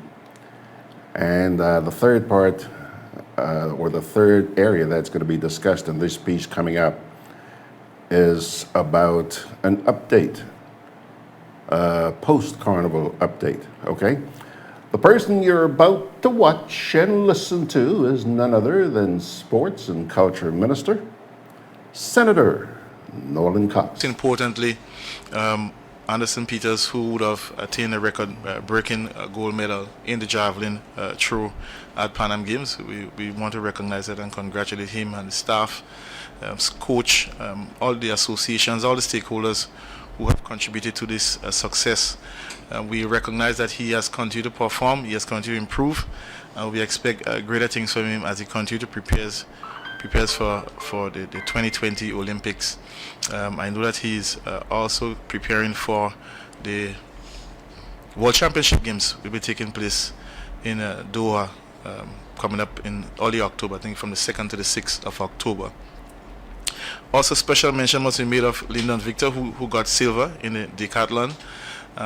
He has always been an outstanding athlete, and we are confident that he will continue to raise the bar and medal for Grenada going forward. Also at the World Championships and hopefully at the Olympic, providing that all our athletes continue to remain healthy. We want to make mention of all the other athletes who would have performed and represent Grenada at the Pan Am Games. We also want to send our best wishes to Kurt Felix, who was injured and couldn't perform at 100%, and we wish him a speedy recovery. I want to speak a little bit on swimming at this point in time, but before I go on to that, I think it's important that I make mention of particular interactions that met my office, and it had to do with government's engagement in terms of how we treat with Anderson based on his successes. As persons may know, Anderson is currently a student, and he's under the NCAA rules and regulations. As such, he's not allowed to receive any monetary gifts or so for his performances. As such, the government would not in any way do anything to jeopardize his scholarship, and as such, we would not be issuing or giving any tangible stuff to Anderson. And it's the same way we had engaged him after the Commonwealth Games. What we would have done was to at least recognize him as one of our sports ambassadors, and that is what we'll continue to provide the technical support and wherever we can at this point in time. And so, just to make it clear, it is for those reasons that we would not be making such providing such support to him. Only if he's a professional, then we can so do, not as a student. And I think that is the responsible approach that we have decided to take in this regard. As we move to swimming, our swimmers, we have 3 swimmers together with our coach, Natalie, who is currently in Hungary. They are participating in the FINA Junior World Championship. We have 3 of our swimmers who will be participating in the 50 and 100 meter breaststroke, 50 and 100 meters freestyle and butterfly. So we want to wish them all the best. We know that they have been representing us very successfully, and we continue to expect no lesser support from the general public in supporting our swimmers as they make Grenada proud going forward. Also, in September, the 21st of September, we'll be hosting together the Ministry of Youth, Sports and Culture together with GASA. We'll be hosting what we deemed in inaugural Pure Grenada Open Water Invitational. It's the first of its kind in Grenada, and we're going to have some support from the Grenada Tourism Authority, hence the reason why we call it Pure Grenada, Aquamoon, USA, Ariza Credit Union, and of course technical support from the Ministry of Sports. Currently, we have 40 persons registered to participate in this event, persons from Europe and North America. There is an expectation of 200 persons participating in this event. Some of these events are going to be a 1K, a 3K, a 5K, and a 10K. So it's open water swimming on our beautiful Grandlands Beach on the 21st. I think that's Saturday the 21st of September. So I think this is a very important event. We want persons to come out and be part and give some support to GASA as they continue to develop swimming in Grenada. I will now move on to culture. And before I go to Carnival, I think it's important that we recognize we have 120 cultural performers who are in Trinidad currently participating in the CARIFESTA 14, the 14th hosting of CARIFESTA. We know that they have started to represent us very well, and they're doing quite excellent, and it's important that we recognize those persons as they go to promote our culture on the regional and international stage. And so we are very proud of them, what they are doing for Grenada. The Ministry of Culture continues to provide all the necessary support that we can to make sure that these events happen and to make sure that we sustain our culture throughout the region, and we take Grenada as far across the world as we can. On to Carnival. This evening, Spicemas is endeavoring to have our prize giving ceremony this evening at 4 p.m.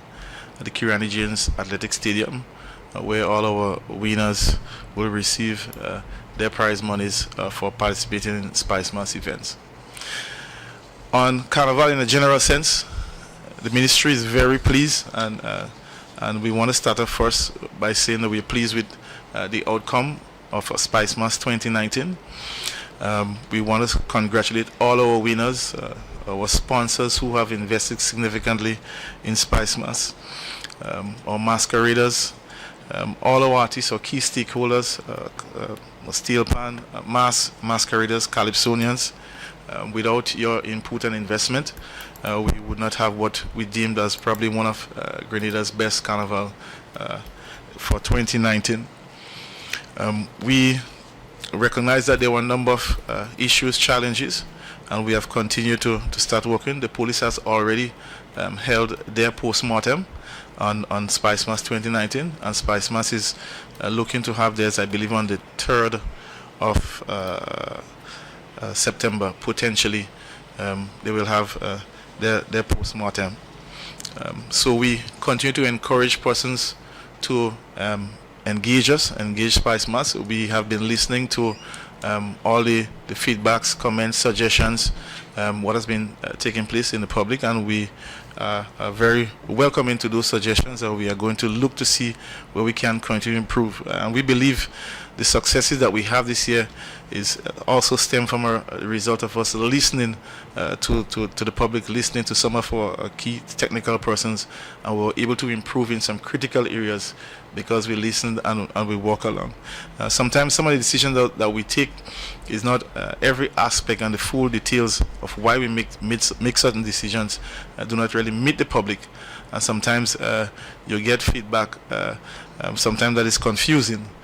Because if you don't have an integral understanding of what takes place in Spicemas and how we treat with certain things, sometimes some of our policy decisions cannot seem. But as we see now, in terms of the results, persons are seeing the wisdom in some of these decisions, and of course we still have some work to do. And so we also want to encourage all our stakeholders, everybody, to continue to engage us, continue to work with us as we try to make Spicemas bigger and better. We recognize that what would have happened this year is going to present a greater challenge for us in terms of expectations going forward. With the increase of visitors, we know that they are going to go back and give an account of their experience, and more persons will be wanting to come to Grenada, and so which means that we have more work to do in terms of improving on the product, improving also on the accommodation sector, making sure we have space to accommodate everybody, and it's going to require a lot more in terms of security. I think that has been one of the biggest selling points for us, is that it was truly amazing to see thousands of people just having fun without no violence, and I think that is something that we as Grenadians have to be proud of. And I think the true success of this carnival is basically, I believe, the display of Grenadian patriotism, friendliness, and warmth throughout the entire season. I think that is the major takeaway for us. Not so much the shows, not so much the masquerade, but it's how we as Grenadians would have welcomed visitors to our shows, and how we would have carried ourselves throughout the whole season. I think it was truly remarkable. I had an opportunity to go as far as St. Patrick's, St. David's, throughout, and everywhere the mood, the feeling, the same. Everybody just wanted to have fun and to celebrate Grenada and our culture. So at this point in time, I'll be open for any questions on what was indicated.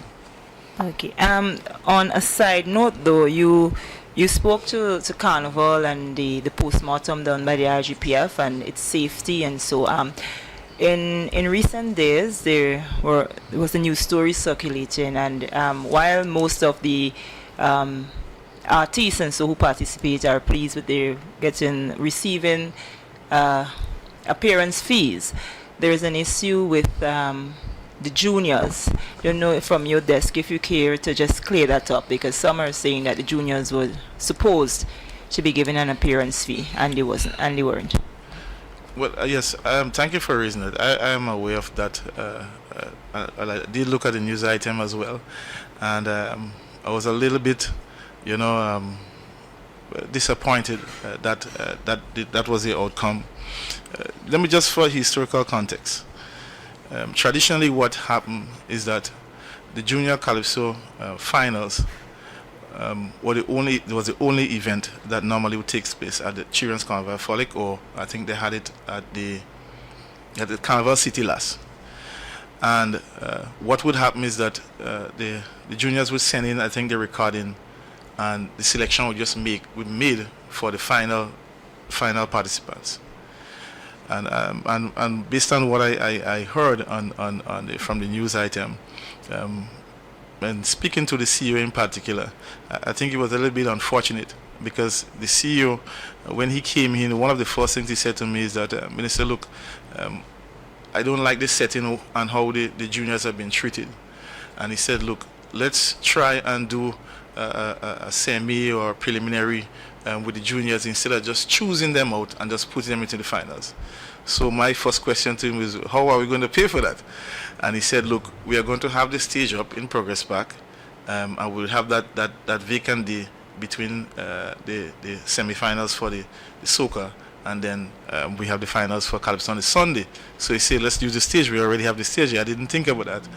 And hence the reason why we give it a go this year. We said, look, let's try it out and see how that go, if that can be another event. And so when I heard remarks that the CEO doesn't care about the young people, I mean, I was a little bit stunned, because he was the one that made that suggestion, and he was the one that put forward that to see how we can accommodate them better, give them an opportunity to come on the stage, on the big stage, and judge them, and then choose them to go to the finals. So what we would have done this year was just basically a trial run to see how that goes. And so we had never given any commitment to paying any appearance fees for that event at all. And so I don't know what was communicated to parents or and to the kids, and so it's quite unfortunate that they have this expectation when in truth and in fact there was no intention for that to happen, and we are feeling a bit bad that was communicated, and it make it seem as if Spicemas is creating some unfair treatment to the juniors, and that is not the case. And we continue to provide extensive support to the juniors. I mean, I empathize with the parents, because I don't know, and we haven't really made any decisions on that, because that is not an item that we would have costed and budgeted for. And so it's a bit unfortunate. I mean, if that was raised before as an issue, then that is something that we could have addressed. Because look, honestly, when we sat and we were looking at the prizes for the juniors, we believe that it was way below par, and so the increase that was applied even to the first prize for the juniors was much more than what we announced in terms of 10 to 15% for prizes. I can tell it was probably about 40%. And so to say that we do not care about the juniors, I think it's a little bit unfair, and we understand the frustration that if there is an expectation and you didn't get anything, so it's something that we have to look at. I mean, I don't know, but that wasn't something that was ever communicated in any way.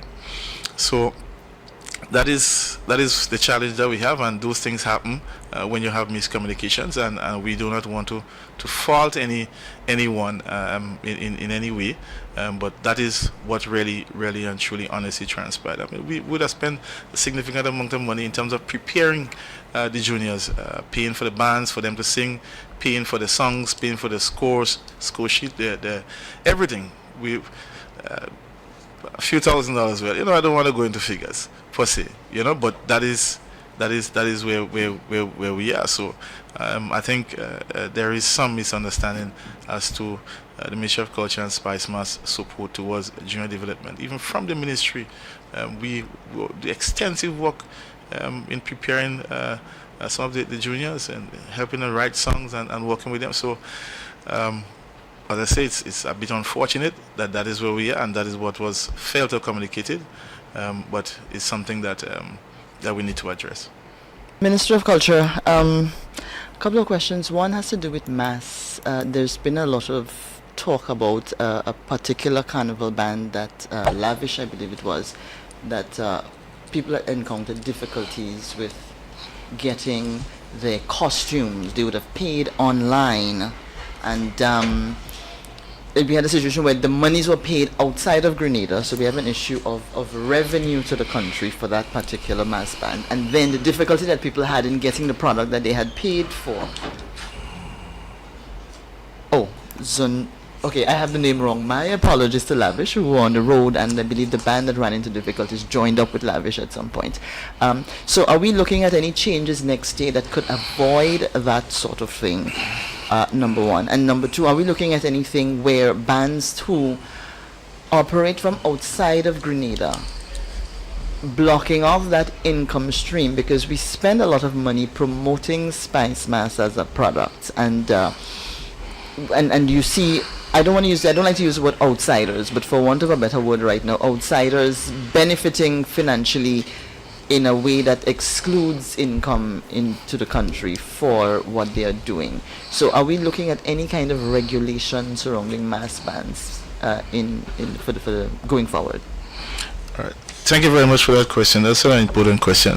Sometime I think just a day or two, I think Carnival Monday, I believe, I think it was Sunday, I was on a praise on a matter regarding one or two bands having some issue in terms of delivering on their packages, and I think while one band situation might have been worse, I think that several bands had some challenges, and even based on reports, even bands, local bands as well, had some challenges.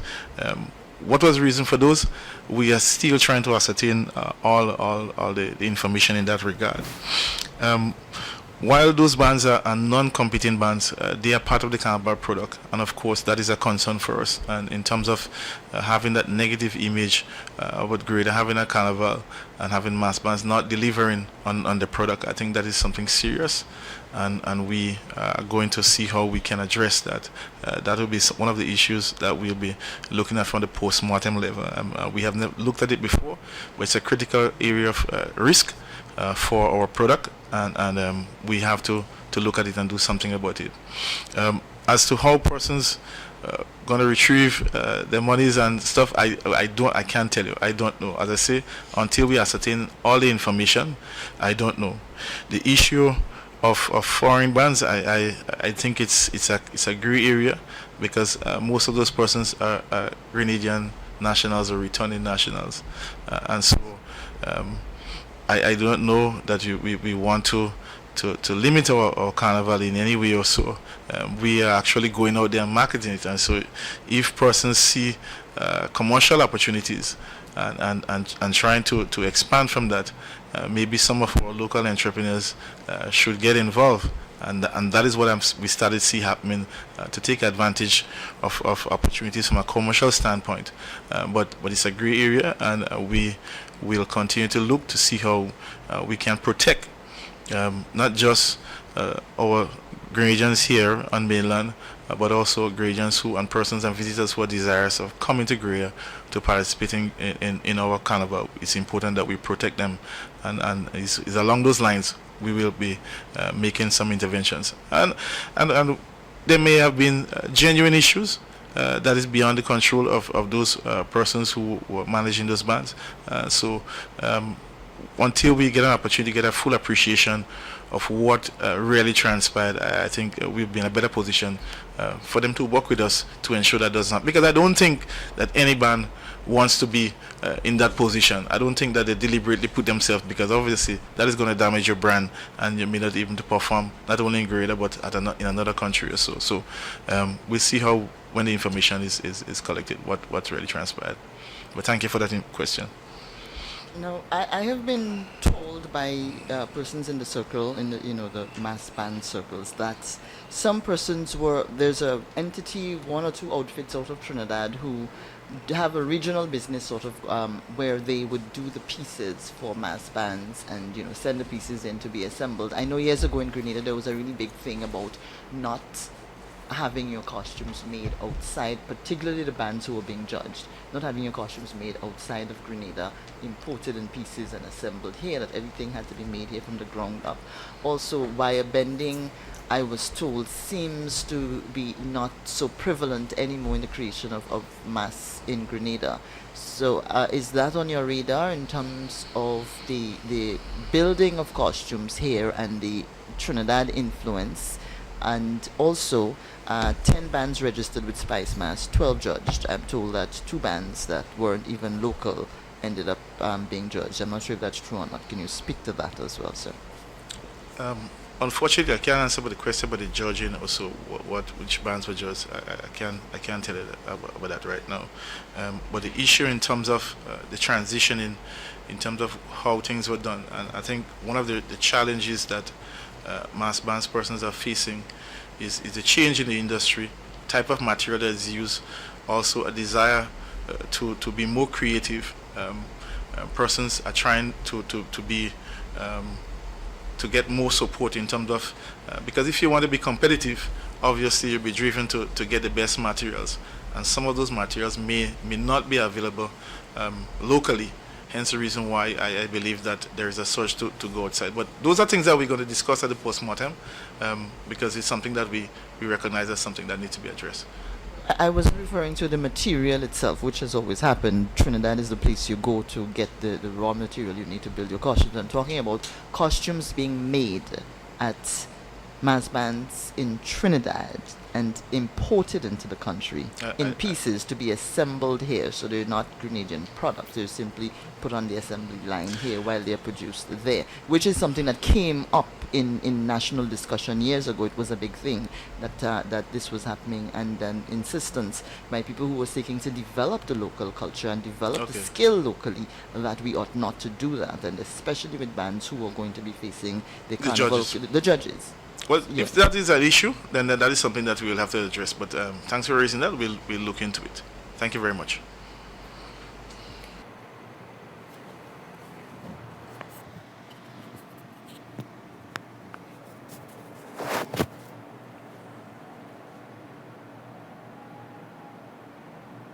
Okay.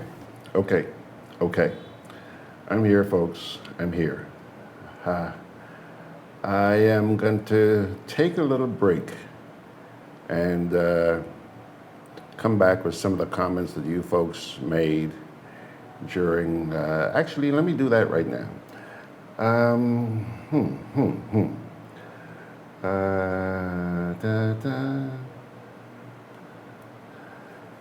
Raphael Joseph says, "What happened, Minister of Sports? Nothing for Anderson? Things getting hard? Remember, Karani was still studying when he brought glory to this country. So policy changed? No more tangibles?" So says Raphael. Kipling says, "In the near future, it seems to me like we would have more ambassadors than citizens. A warning to those who have pressure." Anthony says, "We as Grenadians would have conducted ourselves." What does the minister mean by that? Anthony, good question, and you'll have to ask him. Ernesto Jose says, he represents Grenada at the Pan American Games, where many countries involved, including the U.S., making Grenada proud. And that's the reception he got on arrival home? Unbelievable. You folks noticed, eh? Abina Vincent says, the kids should get some form of incentive. What about the preparations made? Yeah, valid point. Tessa Barry says, it's unfortunate that you would consider having a junior semifinals and did not consider all that would go into having this, including the appearance fee. The fact that such an activity can be considered and everything that goes with it was not considered is enough to suggest that the juniors are not considered as important. Smart thinking, Tess. Raphael Joseph says, the payment for juniors is not a challenge to you, so address it.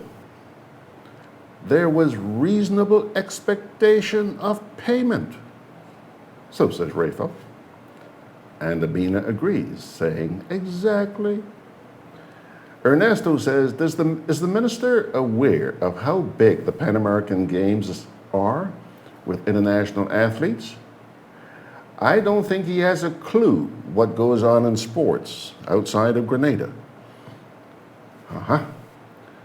Arthur Langine says, Mr. Cox, that's only radio talk. Every damn thing you keep saying, I don't know.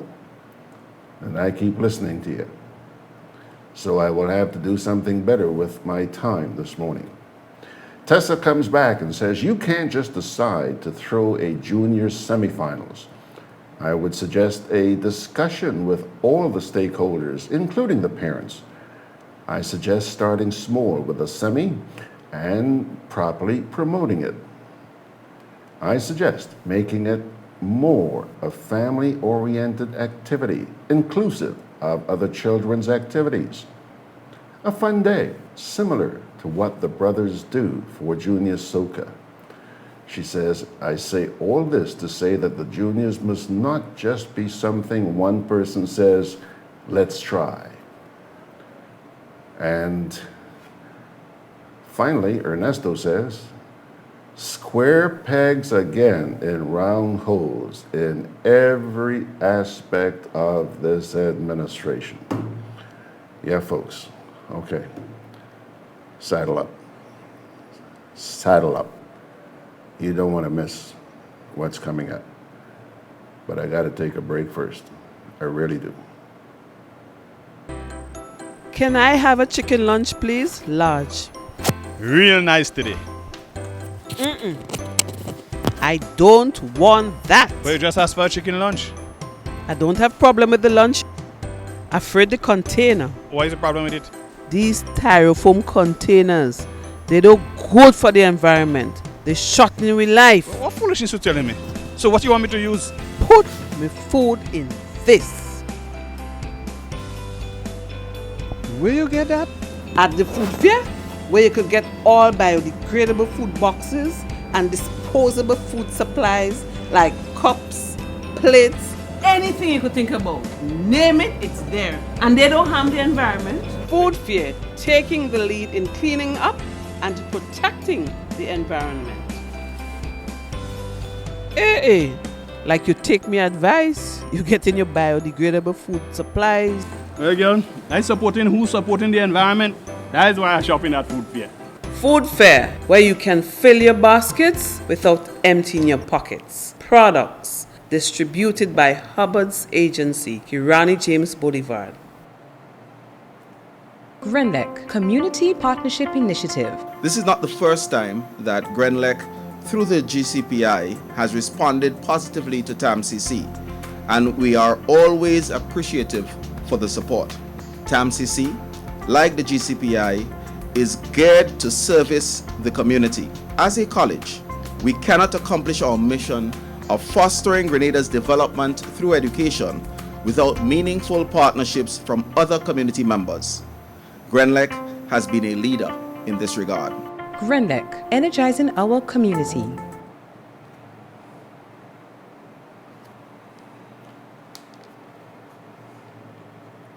Studying too hard about back-to-school expenses? Co-op Bank is making back to school as easy as 1, 2, 3. Enjoy competitive interest rates, affordable monthly payments, speedy decisions on applications. Come in and apply today.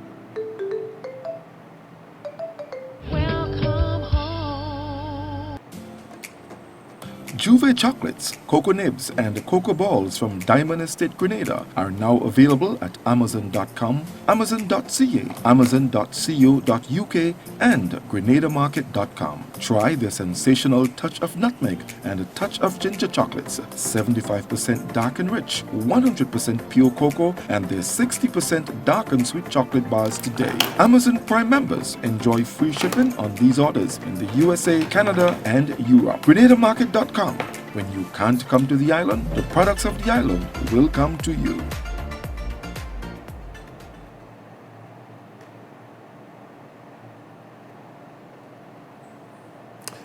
All right, folks. Let's get really serious here. I don't think you've ever seen me as serious as I'm about to be, because this one really pinched a nerve. It's about a lecture which was given to the media this past week by the press secretary to Prime Minister Keith Mitchell. And I'm not the only one who was rubbed the wrong way. I want you to listen. Why? When I first heard of the appointment of Ms. Robertson as the new press secretary for the Prime Minister, I was ecstatic.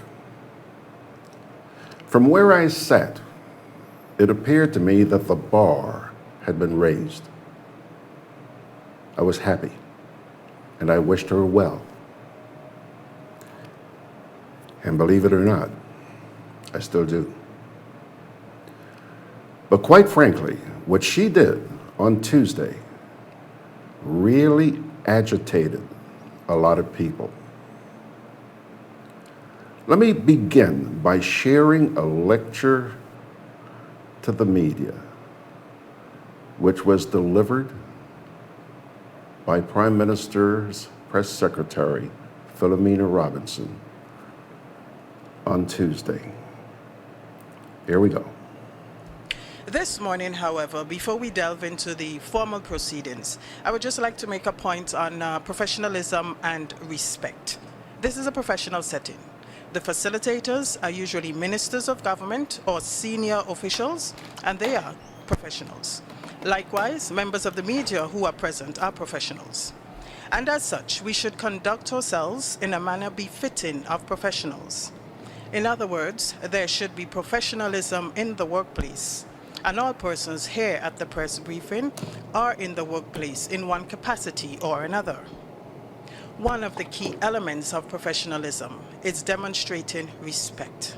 Respect for one's self, respect for colleagues, respect for persons in authority, respect for the workplace environment, whether it is your actual office or another location where you execute your duties as a professional. Specifically, as it relates to these press briefings, we must also demonstrate respect for the audience, the viewing and listening public. There have been instances in recent times when it appeared that the professional nature of this weekly press briefing is challenged and where disrespect is evident. We are all servants of the people, and in executing our respective duties, we should remember this and put personal issues aside. This is simply not the time nor the place. From henceforth, I would expect that we would all conduct ourselves in a professional, respectful, and courteous manner at all times during our weekly post-cabinet press briefings. Now, allow me to share with you some of the comments I have heard pertaining to that uncalled for lecture. 1. I missed the point Sarah Sanders made in the above audio clip because I have listened to a couple of the cabinet press briefings and heard the said speaker cut off members of the press in a very disrespectful manner. What a farce. That's one. 2, those instructions ought to be practiced by the Prime Minister, who still refuses to be honest and accountable regarding Sheldon Scott. 3, Philo can be serious. Whatever happened to charity begins at home? Is that message for reporters who ask questions they don't like? Or for the rude, obnoxious, odious ministers who do the same damn thing? 4, amazingly how easily people can become corrupted.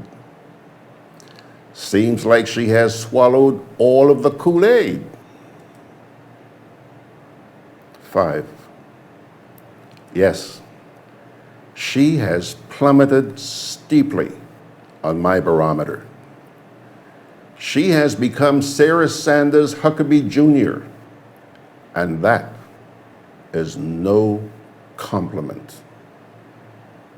6, good morning. I'm driving, so I can't type. The irony of this long, aimless, and useless dribble is that I now feel disrespected as a grown-up. That this woman would have to admonish me in that way. Everything that she is saying there, I was taught in grade school. So that long dribble accomplishes nothing except that it generates disrespect in its own right. And what she needs to do is to call Mitchell and all of them in a room and let them listen to this tape 100 times, because they are the instigators. Oh my God, have a blessed day. Those are some of the comments. There were others as well, Ms. Robertson, but I will refrain from reading them or playing them on the air. Why? Because your comments so outraged some persons that they gutterized their reactions. Reactions which are not suitable for airing on this program. That's how angry you made them, ma'am. Not only was your dissertation arrogant, but I found it appalling that just days after this nation was subjected to the indignation of their elected prime minister, telling them that his marital status was none of their business, you saw it fit to take his now infamous words, Dogo Day, to the streets during the Juve festivities. To you, that was funny. And a week later, you are lecturing the media about respect? What am I missing here? I remain hopeful, ma'am, that you did not deliver, that you did deliver that lecture on your own recognizance, and that perhaps you may have been pressured by your superiors to launch into the media. Truth be told, ma'am, I really don't know which it was. I don't. If it was the latter, I can certainly understand why you did. Yeah. There are many people in this country today who, if they do not bow to the dictates of this administration, are subjected to various forms of persecution, ostracization, victimization, and whatever else. I know, ma'am, because I too bear the scars for having dedicated most of my 47 years in this business to opening the eyes of the Grenadian people to the injustices to which they are being subjected. Yeah, I've paid the price. You probably don't, but this country knows all about it. If it was done under your own steam, I'm ashamed at how low one would stoop. And you too should be ashamed. Very much so.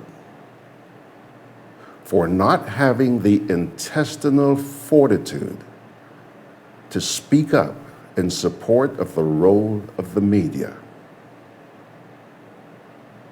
As someone who claims to be a media practitioner, you ought to have known that the reporter was well within her rights to ask the question she did of the Prime Minister. What you did this past week, ma'am, was to validate the sarcastic humor which was laughed at by the Grenadian people when the Prime Minister, during a recent speech in Montreal, admonished public servants to speak up if they become aware of any wrongdoing in government. You have fallen into the category of so many public officers who, for fear of speaking out against this administration, opted to remain silent. That, ma'am, was gutless and spineless, a travesty. But you're not alone. Today, public servants suffer in silence because of their fear that their child would not get a scholarship, for fear about being transferred to some demeaning position, while this country goes to hell in a handbasket. Yeah. I heard you demanding respect, Madam Press Secretary, and find it imperative that I share this with you. Madam Press Secretary, I come from an era where respect came the old-fashioned way. We earned it. We didn't demand it. If nothing else, I hope that that has been a lesson you will soon learn. I hope that this does not come to you as a surprise, but many people in this country have lost all respect for your administration. Not because they want to, but because, like me, they have been coerced into losing that respect. How can you respect an administration which flagrantly violates the Constitution with impunity? How can you respect an administration, those in authority, who do our business in secrecy, and when asked about our affairs are told that is none of your business. How could you respect an administration that would set up a plant which is known to be a health hazard in close proximity to a residential area, putting their very lives at risk? How can you respect an administration which does not respect the head of its police force? How could you respect an administration which allows one of its mouthpieces to abuse the hard-earned taxes of the Grenadian people and walk away without even a slap on the wrist?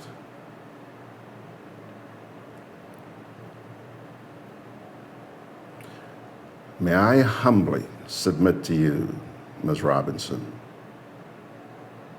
that having listened to me today, you should very well be aware of where your next lecture should be directed.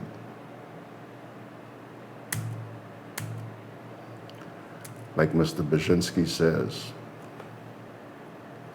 done.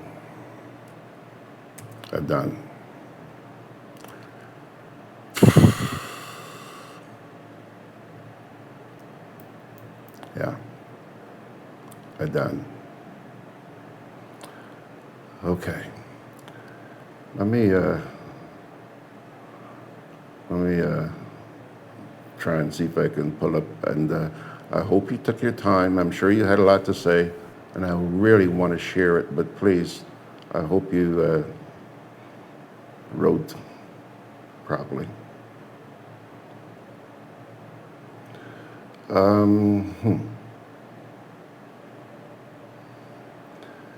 Peter Bishop says, when you speak of the press secretary to the PM of Grenada, you mean Sarah Sanders? No, I didn't. No, I did not mean Sarah Sanders, but thanks for the humor anyway. Believe it, I need it. And that's why I've selected some humor to come your way in just a wee bit. John Crow Alexander says, her tone was very disrespectful. Peter says, servant of the people, we the public have a right to know. And more importantly, most of the ministers who come to the briefing are not honest with their answers to the public. What's wrong with Sarah Sanders? Anthony says, another time in the past, the press was placed under heavy manners. Remember that term? Poor Alistair Hughes. Anthony, I have the scars to prove it too. Ryan Jabon says, respect? Pot calling kettle black.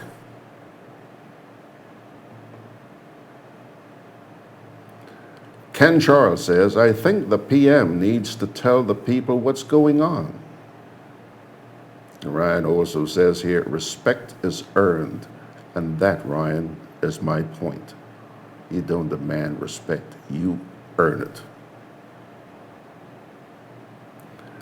Lydia James is just chiming in. Ernesto says, I think she was very rude and should start by cleaning the house where she is a part of, and stop throwing stones while you're living in a glass house. Ryan says, think about it. He who pays the piper calls the tune. Ernesto says, I guess the raise in her salary is paying off with taxpayers' monies.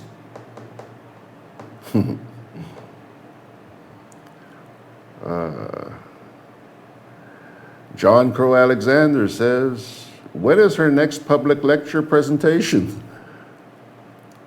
What is the basis for such onslaught? Lydia James says, oh, Sarah Sanders at it again. Oh my, my. My, oh my.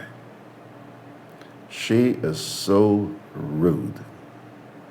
So says Lydia. Folks, I said what had to be said. And you know what I've been through. And because I have said what I did this morning, don't be too surprised if you see things getting really rough for George Grant again. When they do, you know why. Isaac O.P. says, well said, George, about disrespecting his commissioner of police and telling him just who he wants in his detail, and the cop is unable to respond. As I said, he should be arrested for his law breaking. Please take in the PM for questioning, re-law breaking. Yeah, folks.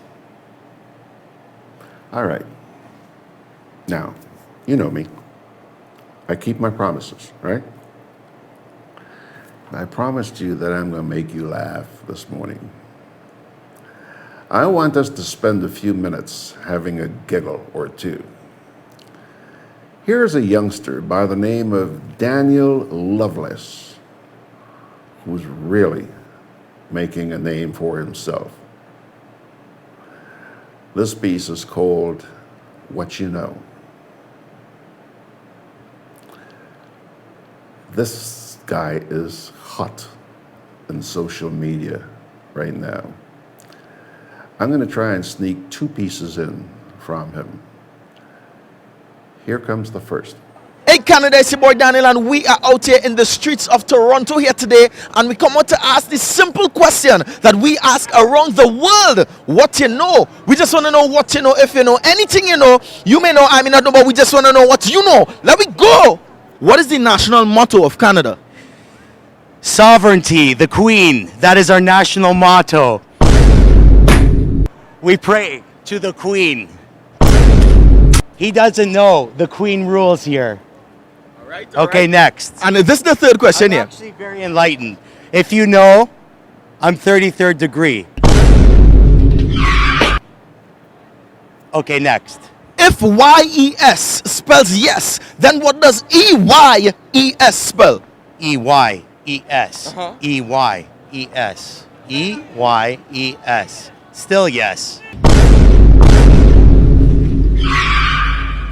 Hey, check out this shirt.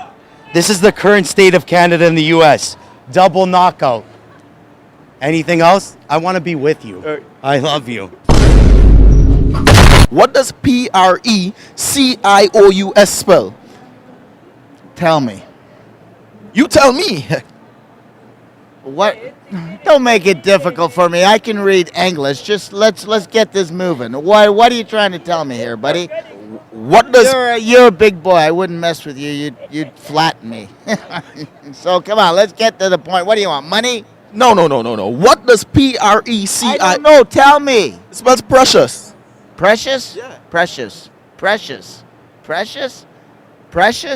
What's precious around here? What besides hate? If Y-E-S spells yes, then what does E-Y-E-S spell? Yes, was Canada? Calgary? No, I don't know, Calgary.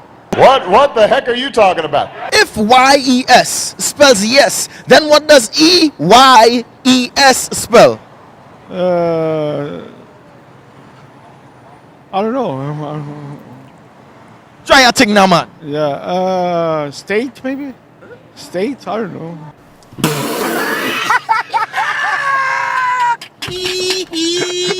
Can you sing the national anthem of Canada for me? Let me hear you. Take it away. No, I forgot.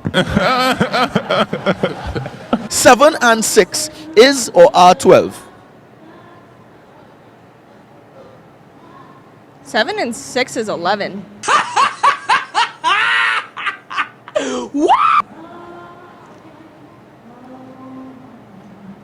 Right? 7 and 6 is 11.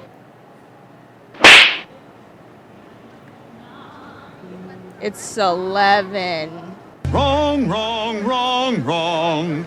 Wrong, wrong, wrong, wrong. You're wrong. Hold on to the money because I believe you're going to win the money. No, you have to hold it right here because if you answer anything correctly, I'm taking it back from you. It's a deal, so hold it. If YES spells yes, then what does EYES spell? EYES.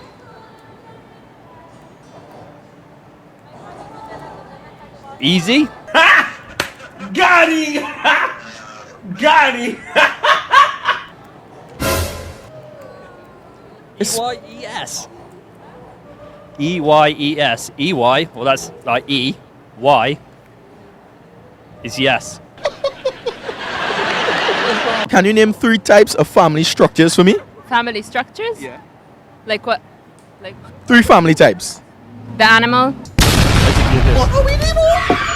Animal family? Animal kingdom? I want to go home. I don't want to. I want to go home! Family types?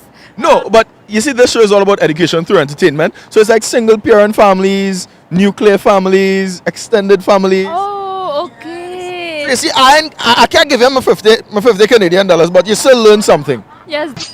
Amazingly, he finished the hot dog in 15 seconds. Identify the verb in that sentence.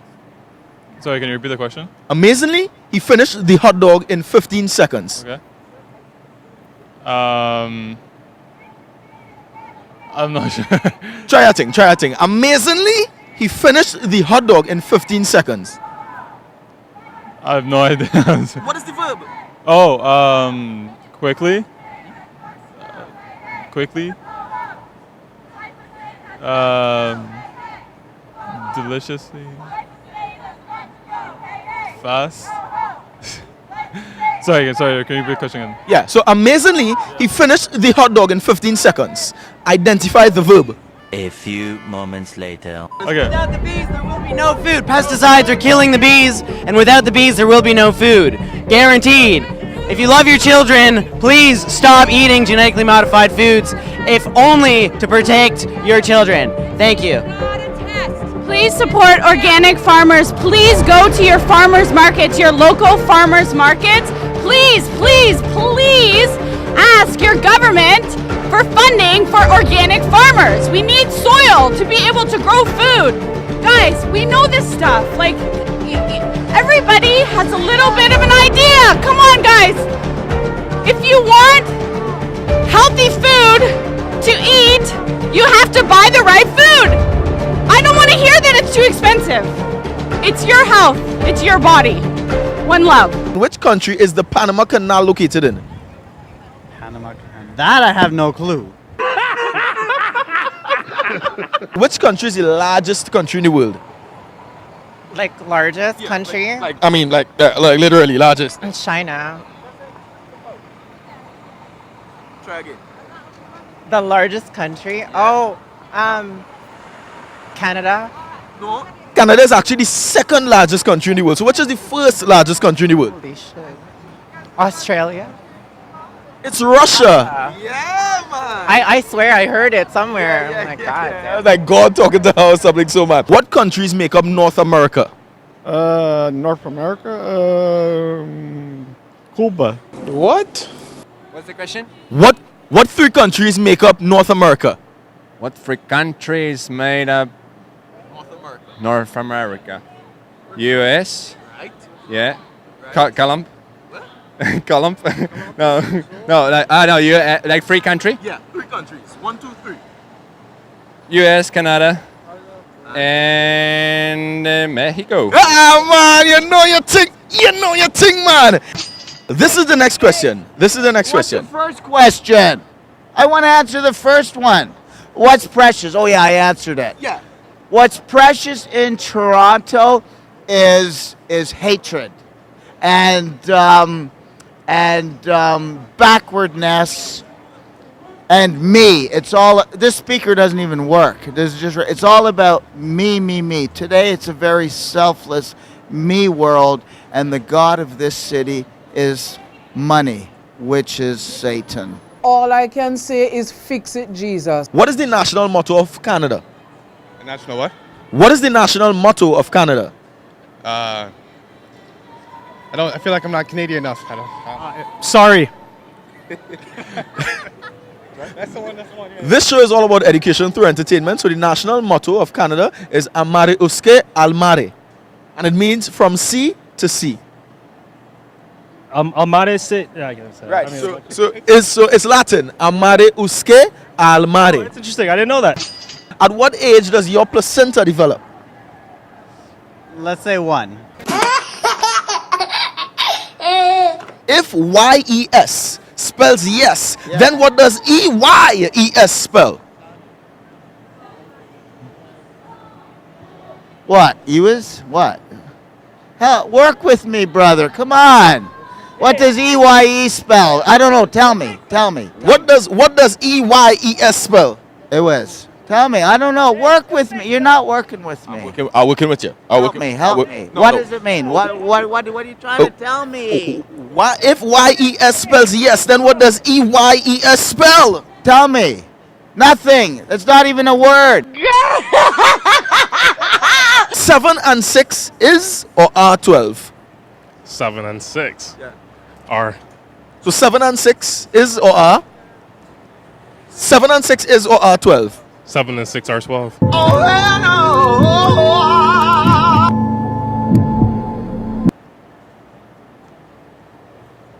Okay, 7 and 6 is 12, yeah. No! You got me with that one, yeah. 7 and 6 is 12. 7 and 6 is 12. Leave!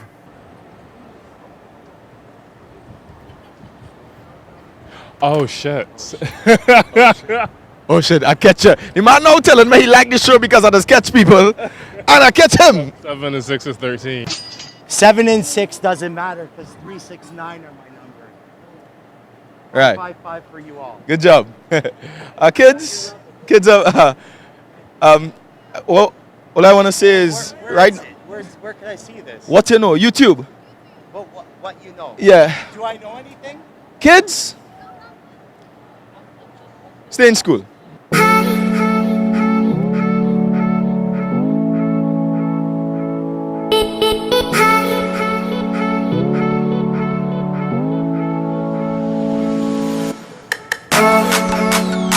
Is there anything you would like to say? You have any talents you would like to show off or anything? Oh, definitely not. I have to go turn in my engineering degree after that 7 and 6 bullshit. Sing the national anthem of Canada for me. Oh, Canada.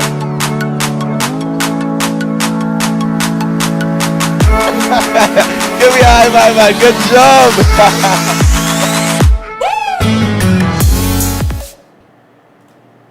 You thought that was funny? Really? Think again. Check this one out. Same guy. Check it out. Hey Canada, it's your boy Daniel, and we are out here in the streets of Toronto here today, and we come out to ask the simple question that we ask around the world. What you know? We just want to know what you know. If you know anything you know, you may know, I may not know, but we just want to know what you know. Let me go. What is the simple past tense of go? Wait, what? What is the simple past tense of go? Come on, try. Backwards?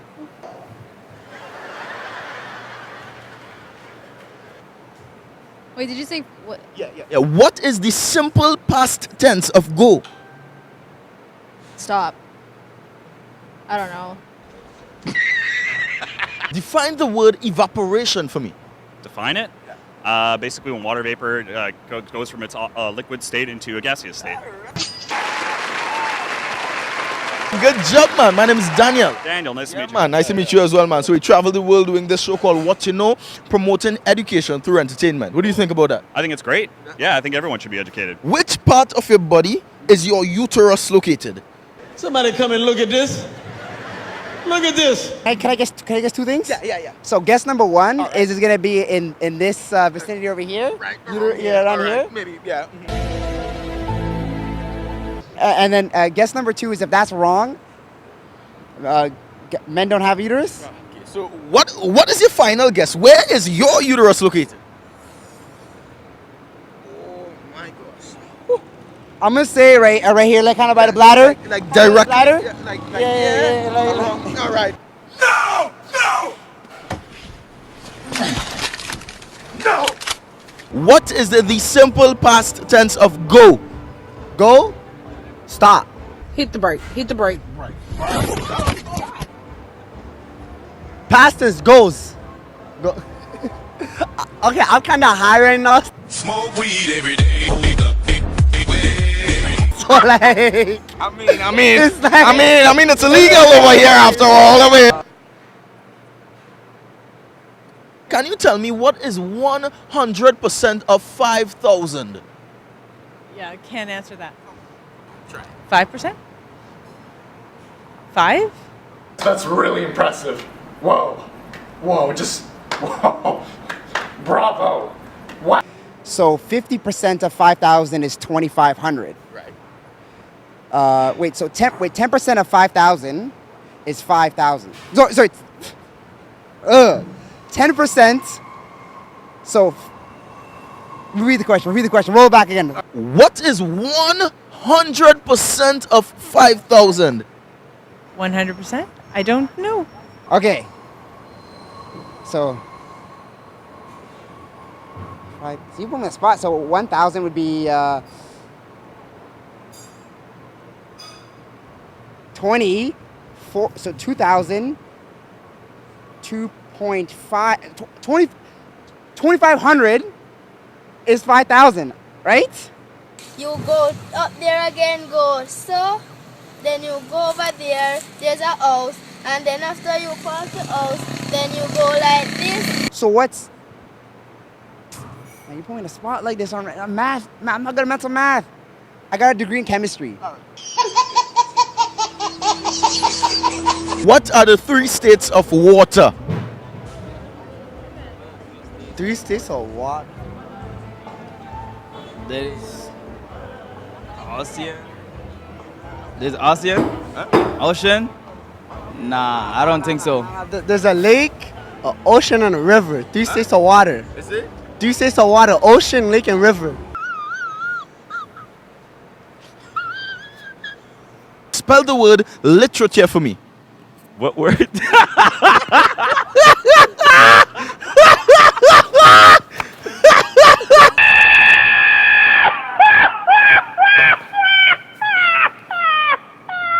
What do you call words with the same sound but different meaning? Words with the same song? Sound but different meaning. Is it a synonym? I should know that. No. Oh my gosh, same sound but different meaning. It's not a synonym? Oh my gosh, synonym? I should know this. I'm a journalist. This is embarrassing. That's okay. Okay. I'm blanking. That's okay. This show is all about education through entertainment. Great. It's called a homonym. I knew that. I'm so... Please. Yeah. I feel you. I feel you. I mean, you didn't get all my questions correct, but what did you learn today? I was reminded of the word homonym, which I actually knew, but completely forgot. Thank you, though, for that. No problem. So it's a homonym. Correct. Give me a high five. Good job. Who's the Prime Minister of Canada? Trudeau. All right. What's his first name? I don't know. Try. It's better to try and fail than to not try at all. Who's the Prime Minister of Canada? Oh my god, I'm having a brain fart. I know it's Trudeau. Right. And his first name is? I have no idea. I'm having a brain fart. But this show is all about education through entertainment. His first name is Justin. Oh, okay. Yeah. So you didn't know that? No. Well, if you didn't know, now you know. Give me a word that begins and ends with the letter E. Blue. Oh, that ends in E. Starts with E and ends in E. Yo, what starts with E and ends in E? For what is it? Give me a word. Give me a word that starts and ends with the letter E. Help me! Help me! Nigga! I would finish with it's E. Nah. Try. Come on. Litin? No. No. He wasn't ready. He wasn't ready. No. E center. Starts with E, ends in E. But that's the one word. Nah, yeah, it is. E center. The CN Tower, where did it get its name from? Oh my gosh, I actually did know this at one point. I can't remember now.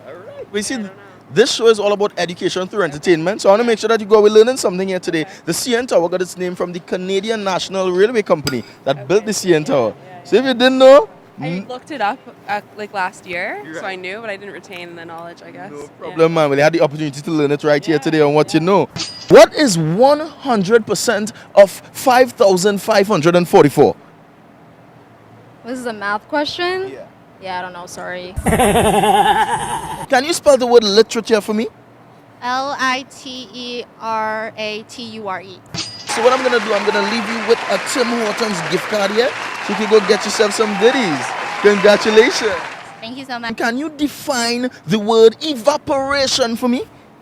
Evaporation, when two particles combine together, separate, or evaporates, or transition into out. Okay, let me ask, did you understand what she said at first? Okay, cool, because I was sitting there going,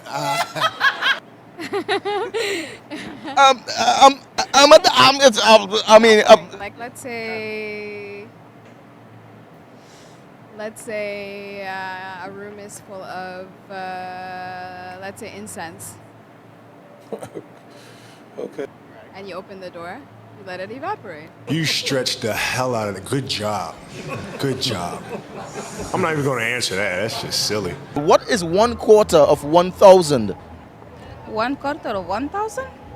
Oh my God, you give me in math? I don't even know the math. I'm just gonna guess. Try. As 1/4 of 1,000. Of 1,000? I'm gonna say 250. Yeah, that is correct. Who is the current Prime Minister of Canada? Justin Bieber? Justin Bieber? oh my God! Last name is a bit something. Trudeau. Yes, Trudeau. What is the simple past tense of go? Went. Gone. Went. Went. Went. Went. Yeah, it went. That's correct, man. I'm gonna give you a gift card from Home Depot. Yeah, man, so you can go get some stuff for the home. Okay. Any positive words you guys would like to share? Thank you very much for. Thank you very much. We enjoyed it. No Thank problem. you. Thank you so much.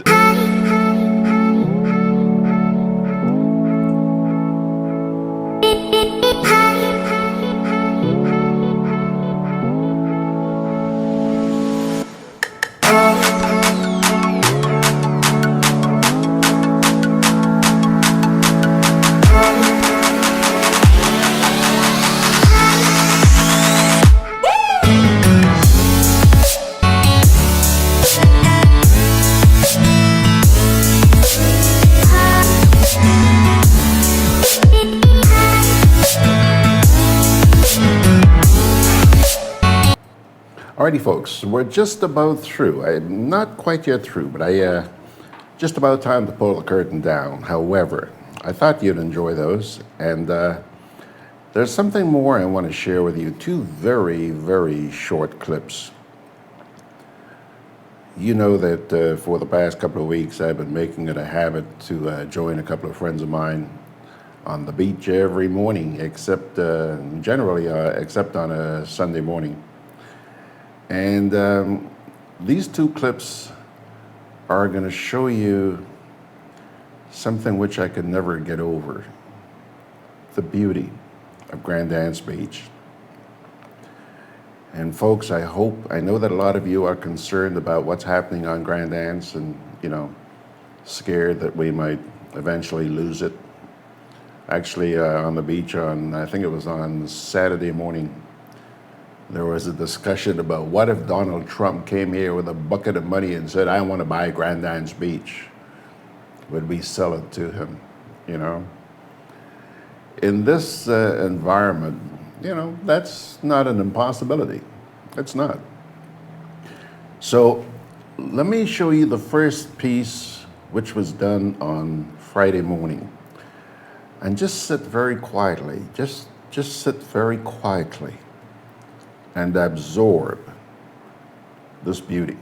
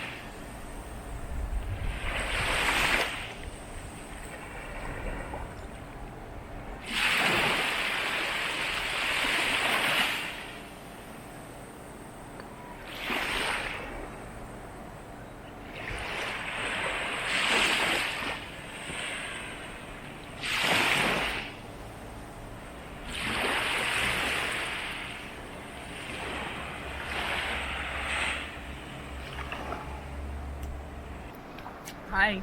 Hello. Yeah, It's beautiful. they're the early morning beach bums. Imagine that. This Huh? beach and grapes. Grapes. Oh, yeah. Yeah. Couldn't have it better. And show them your cup, please, your grape cup.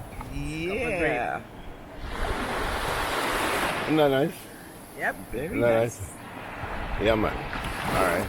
Well, we finished the walk, so now Water. time to get wet. Sea's calling us. All right. You guys are free to join us anytime, right? We get here this morning. We got here about People in the water. 20 minutes after. Yeah, let's just turn around here so we take a look. Yeah, take a look. Quite a few people in the water this morning. The solitude of Grand Anse, early mornings. That last sequence you saw there, the last shot was at about 5 minutes before 6 o'clock. Gonna show you one more. And this one, the sun had come up a little bit higher. And yes, you're gonna see the beauty of Grand Anse, but right at the very end, you're gonna see a very shameful practice, which is also of some concern to a lot of us.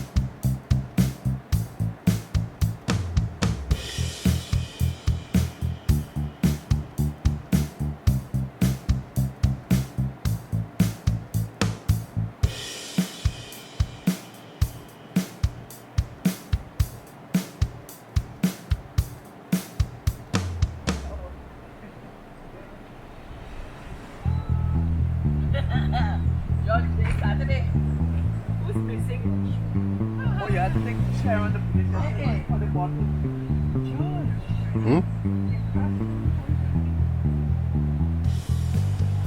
And you all prepare. That's your empty. Where's your bottle?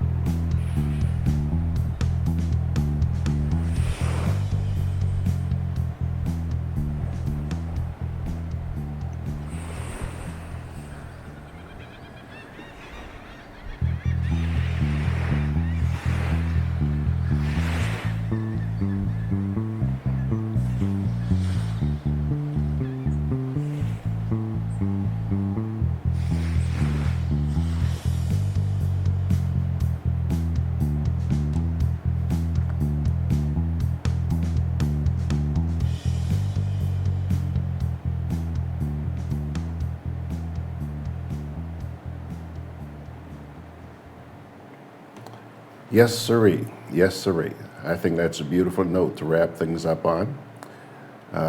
Folks, I do hope that if you do take your puppy to the beach, pick up after he poops. Puppies can't help it. I've been playing with a couple of puppies. Some of the people who go to the beach with us in the morning, they have puppies. You should see us in the water. I just love playing with dogs. Anyhow, I'm going to leave you, as we always do, with a parting word from the Holy Scriptures. And I think that the one you're about to hear in some way relates to what you heard earlier this morning. Take it to heart. Take it to heart. This passage is from the book of Micah, Micah chapter 3, verses 5 and 11. This is what the Lord says. As for the prophets who lead my people astray, they proclaim peace if they have something to eat, but prepare to wage war against anyone who refuses to feed them. Her leaders judge for a bribe. Her priests teach for a price. And her prophets tell fortunes for money. Yet they look to the Lord for his support and say, is not the Lord among us? No disaster will come upon us.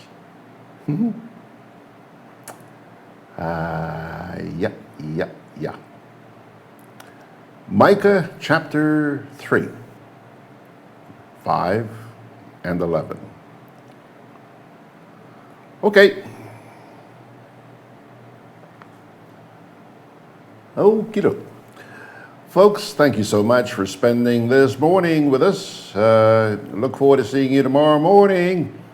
For those of you who have not joined us before, every weekday morning at 9 o'clock from 9 to 10, we do a little ditty called Good Day Grenada. Fun times, fun times. So join us tomorrow morning. And every weekday, if you can, and by the way, if you can't make it for 9 o'clock in the morning, because many of you are at work, but if you can't make it, it's always up on Facebook and on the GRENADABROADCAST.com website, okay? So on that note, I'm gonna say, thanks a lot for joining us, and as always, may the good Lord bless and keep you. So long.